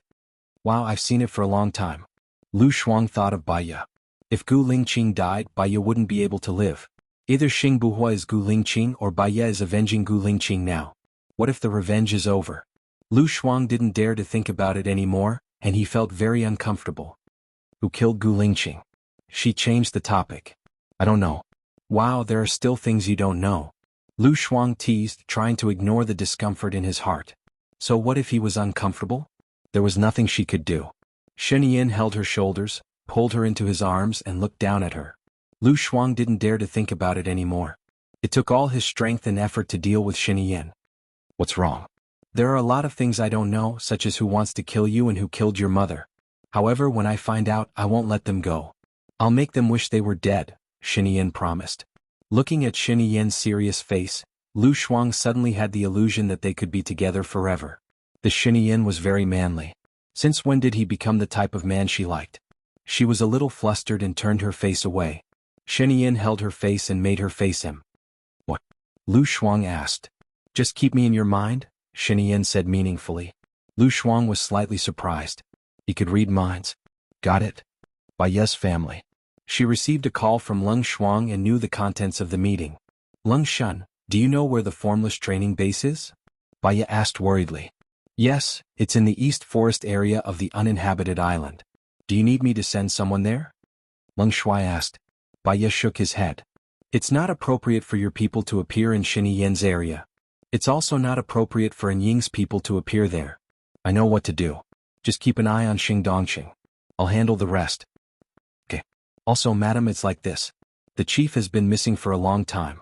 Can we meet him? Everyone's morale is very low, Leng Shuai said. There are other spies in the military area.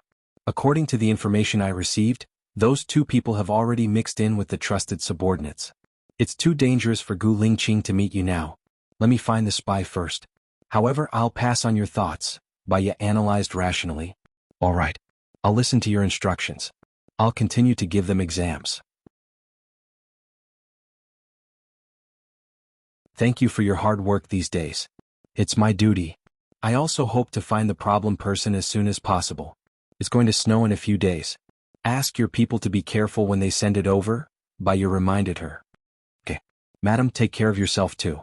Also, will you come to the military area during the new year? Leng Shuai invited. Baiya shook her head. I have my own arrangements. Okay. Let's talk again. Leng Shuai hung up the phone. Baya called Alan. You haven't contacted me for a long time, Alan complained. Baya also felt quite embarrassed. She always thought of contacting him when something happened. Are you still coming to a country? I still owe you a meal. Then I'll buy a plane ticket now, Alan said with a smile. Baya paused. Really? I'll send someone to pick you up. You've already sent someone to pick me up. I'll definitely come. I don't want you to wait for too long. I'll tell you the time after I buy the plane ticket, Alan said. Baya realized that he wasn't joking. Oh, okay. I'll contact you when I get there. Alan laughed. As if he knew everything, he said, Now tell me the real reason why you're looking for me? Baya sighed. I'm sorry for always troubling you. I'm willing to endure hardship. I'm afraid that you won't bother me. I've been waiting for your call for a long time, Alan said gently. You can call me whenever you want. If you need any help, I'll do my best.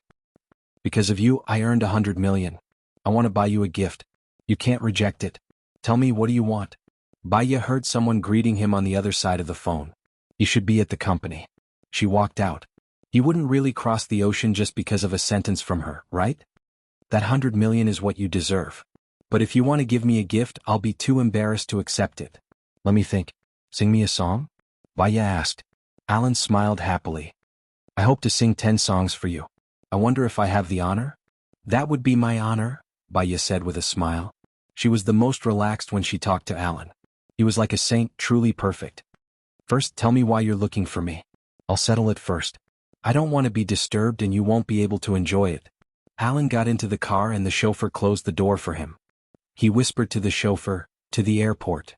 Baya heard it. She had to treat him well this time. After all, she blew up one of his factories. She had the responsibility to find him a profitable project. Well, I want mercenaries. The best. Can you help me contact them? Baya asked. No problem. I'll get them to contact you later. I'll hang up now. Alan hung up. Baya turned around. Xing Buhua stood behind her. His face was dark and a little green. I'm not dead yet and you're already making me a cuckold. It's not a cuckold. Alan is my friend, Baya explained. Xing Buhua walked towards her. I don't think there's real friendship between a man and a woman. If he didn't like you, he wouldn't be so nice to you. She remembered what Gu Lingqing said a long time ago. She went forward and hugged Xing Buhua. She said softly, I'll only be friends with him. I promise, definitely and definitely. Although Xing Buhua felt uncomfortable, she absolutely believed in her. In her heart, there was only Gu Lingqing. But what if Gu Lingqing died? I'm worried if you're not by my side. I think about you every day and can't do my work properly, Xing Buhua said in a low voice. Baya smiled. I'm a pregnant woman now. Who would think about me?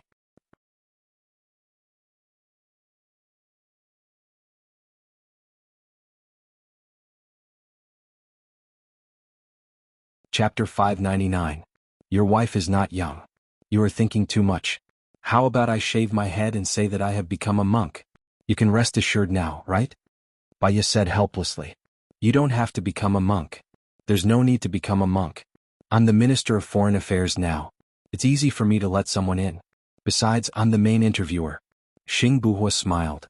Shinian doesn't want me to go, Baya said with concern. So you won't go if he doesn't want you to? Xing Buhua asked. I have brought you the answers. Baya found it funny and explained, I have dealt with Xing Dongqing and now I am dealing with the Minister of Education. The executives should know that I did it. If I enter the Ministry of Foreign Affairs, I think there will be a bloodbath. What are you afraid of? With me here, no one will dare to touch you. Xing Buhua said with certainty. Baya thought for a while and did not reply immediately. Let me think. I'm not in a hurry. I have to wait for the written test and interview to enter the Ministry of Foreign Affairs. How about we go to the island for the new year? Let's go together. And ask Mom. Baya did not want to leave an old woman alone at home. During the new year? Xing Buhua paused and thought. What's wrong? Baya could see his concerns. We are not like before. The protection on the island is not strong and it is easy to be exposed, especially during the new year. The soldiers have to go home for the new year. If they don't go home, they will be homesick and their fighting power will decrease. It is best not to leave at this time. What do you think? Xing Buhua analyzed. Baya thought it made sense. Will you come during the new year? Of course. Baya nodded. It would be good to have him with her. This was the first time they had been together. She wanted to be with him. Her phone rang. It was a series of unfamiliar numbers. It was probably from the mercenaries. She picked it up immediately. Hello, Baya. I was introduced by Alan. My name is Kuan, the man said in fluent English. Hello, it's like this. I need you guys to help me protect someone. The situation is quite bad. The area where the other party is located cannot be invaded. Once discovered, you guys might be in danger. I need at least 5 people. Is that okay? Baya asked. Sure, give us the location and the photos of the people you need to protect. We'll depart now and arrive tonight, Kuan said confidently. Also, I'll pay for your expenses. Alan is just my friend, so you don't have to pay for it, Baya reminded. They didn't ask about the fee. She guessed that Alan was paying again. Is that so? Then you tell Alan. He paid for half a month. I'll hang up first. I'm coming over, Kuan said and hung up the phone. Baya had no choice but to call Alan. Kuan contacted you? Alan guessed. You don't have to pay for me. I have money. How much is it? I'll transfer it to you.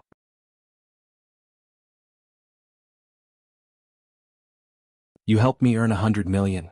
I'll give you some interest. You don't have to worry about it. If a friend is in trouble, I don't deserve to be your friend if I haggle over such a small amount. Alan said calmly. He stopped her from saying anything. The other meaning was that if she rejected his kindness, she wouldn't be behaving like a friend. Then just take it as a gift. Don't sing, Baya said helplessly. Alan laughed. His laughter came from the other end of the phone. Are you sure you don't want it? Xingbuhua's expression was terrible.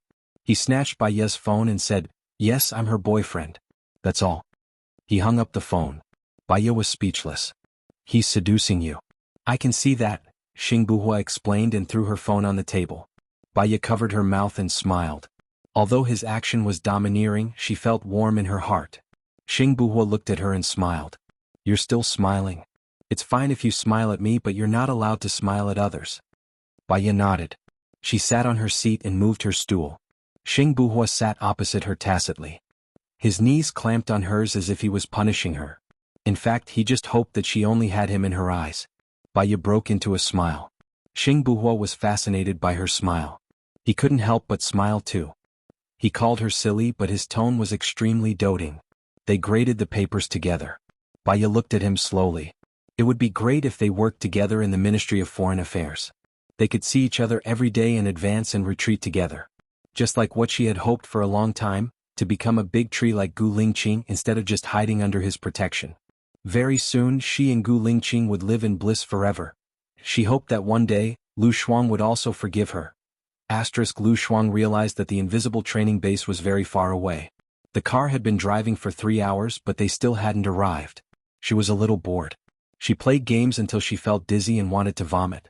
She put away her phone and looked at Xinyan. He closed his eyes and pretended to sleep. She didn't know if he had fallen asleep or not. The light of the setting sun fell on his handsome face. Under the sunlight, his skin was as transparent as jade. If he was a woman, he would probably be charming. She thought of her Debao. Her Debao's facial features gradually opened up.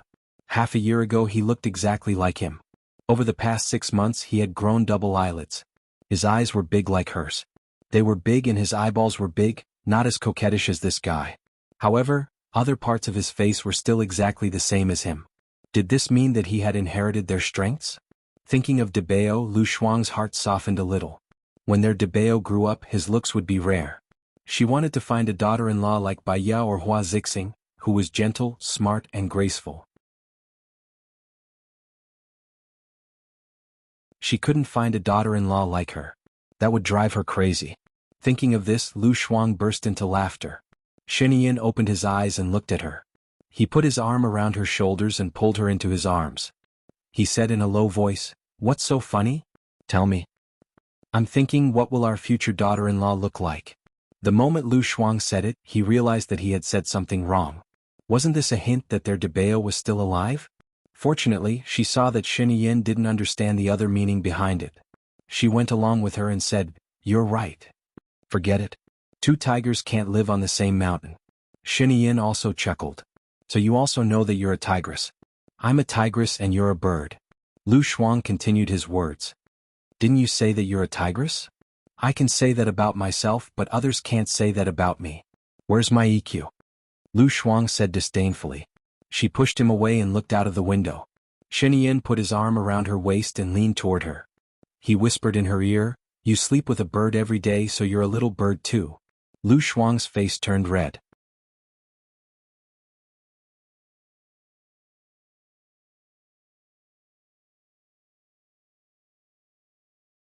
Chapter 600. He hugged her and she felt too hot. She twisted her waist and protested, changing the topic. "How much longer? We'll be at the end of the world if we keep driving. Soon we'll be at the dock soon." "Dock?" Lu Shuang looked at him in shock. "We're going to take a boat?" "Yes, on an uninhabited island." "Mn, why do you people like to stay on the island? It's far hard to walk and dangerous." Lu Shuang complained. "Arranging for the exercise on the island.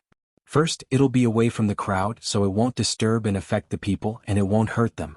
Second, it'll be in a closed environment, so the exercise won't be interrupted by many undesirable factors.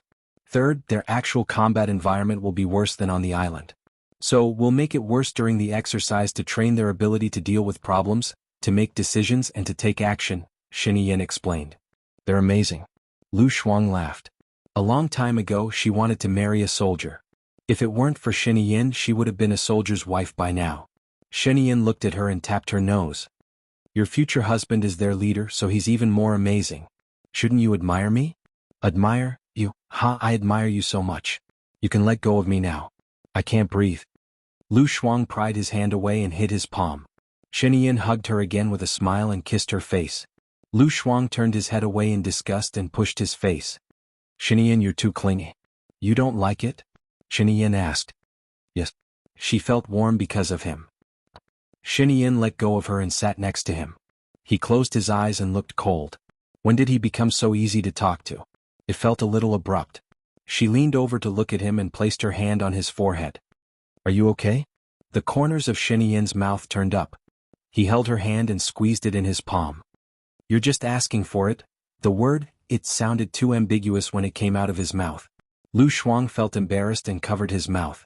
"You're talking nonsense." Shen Yin smiled happily and let her pull him into her arms. He leaned on her and looked at her with a doting smile in his eyes. Lu Shuang didn't know what she was thinking, but in that instant she was mesmerized by his good looks. She released his lips, lowered her head and kissed him on the forehead.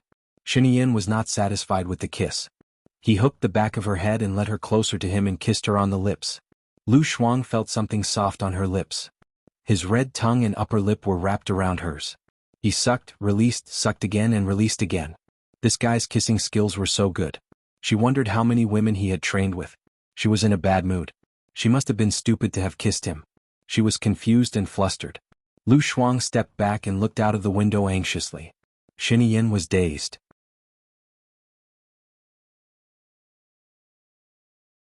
She could make him fall in love with her so easily. He sat up and asked, "What's wrong?" "Nothing." He could feel her emotions turning cold. He asked worriedly, "Did I hurt you just now? Why don't I let you do it?" Lu Shuang had a strange feeling. "No, we're in the car. Uncle is still here." Lu Shuang pointed at Colonel Cheng. Colonel Cheng was sitting in the front seat and got shot. In fact, he had also experienced stormy waves in his heart. Previously, the president had given him a feeling of nobility, a strategist, a maturity beyond his age and a scheming mind. He had the boldness to kill the other party from 1,000 miles away with a wave of his hand. However, since the arrival of Lu Shuang, he felt that the president was not a god, but a hot-blooded man. He was only concealing his youthful charms and his shrewdness, and these were easily exposed in front of Lu Shuang. He was probably the only old official who saw him exposed. It was an honor, an honor. "I'm driving. I can't see anything," Colonel Cheng said with a smile. Lu Shuang twitched the corner of his mouth. She felt that he was trying to expose himself. He must have seen everything. Lu Shuang said to Shen Yin. Shen Yin looked at him and smiled. "He saw it. So what? You're so annoying."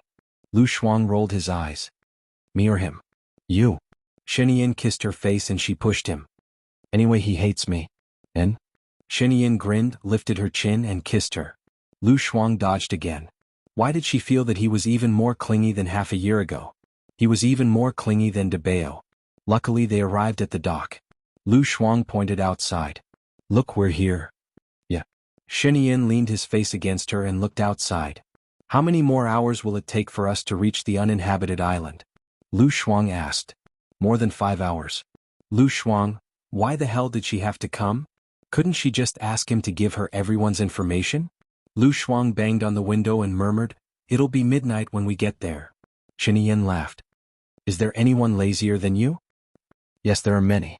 Yes, you're more diligent than the person who hung the biscuit around his neck. Put on your down jacket, hat and scarf. It's cold outside, don't catch a cold. Shinian reminded her. Seeing that the car had stopped, she didn't argue with him anymore. She put on her down jacket, hat, scarf and gloves. The guard opened the car door. Lu Shuang got out of the car. The sea breeze seemed to be able to pass through her thick clothes and touch her skin. It was cold. She shrank her neck and stood aside, waiting for Shinian. Shinian got out of the car. He was wearing a long black trench coat, a white scarf and black leather gloves. Underneath, he was wearing a simple suit, vest and shirt. The moment he got out of the car, the atmosphere changed. She could feel the tension between the guards and they were all in their best condition. He walked on the red carpet under the guidance of the guards. On both sides of the red carpet, there were soldiers in green military uniforms with guns in their hands. All of them puffed out their chests, looking valiant and high-spirited. Shinian had a strong aura. He was noble, graceful, mature, reserved and steady. He was like a different person from when he was in the car just now. He walked towards the cruise ship. Lu Shuang immediately followed him. She was now a respectful little follower, Shinian's assistant. Shinian got on the ship and turned to look at her. She was not a pretentious person. She jumped on the ship without hesitation, looked at him and adjusted her clothes. Could it be that she shouldn't have jumped? He looked at her dumbfounded expression, but her eyes were lively. He had the urge to hug her. You're tuning in to the Han Li's Wuxia Adventures YouTube channel. We're so grateful for your support and don't forget to subscribe to join us on this incredible journey through captivating stories. Your generosity through donations truly makes a world of difference, as it's the primary source of revenue that allows me to expand and enhance this channel for you.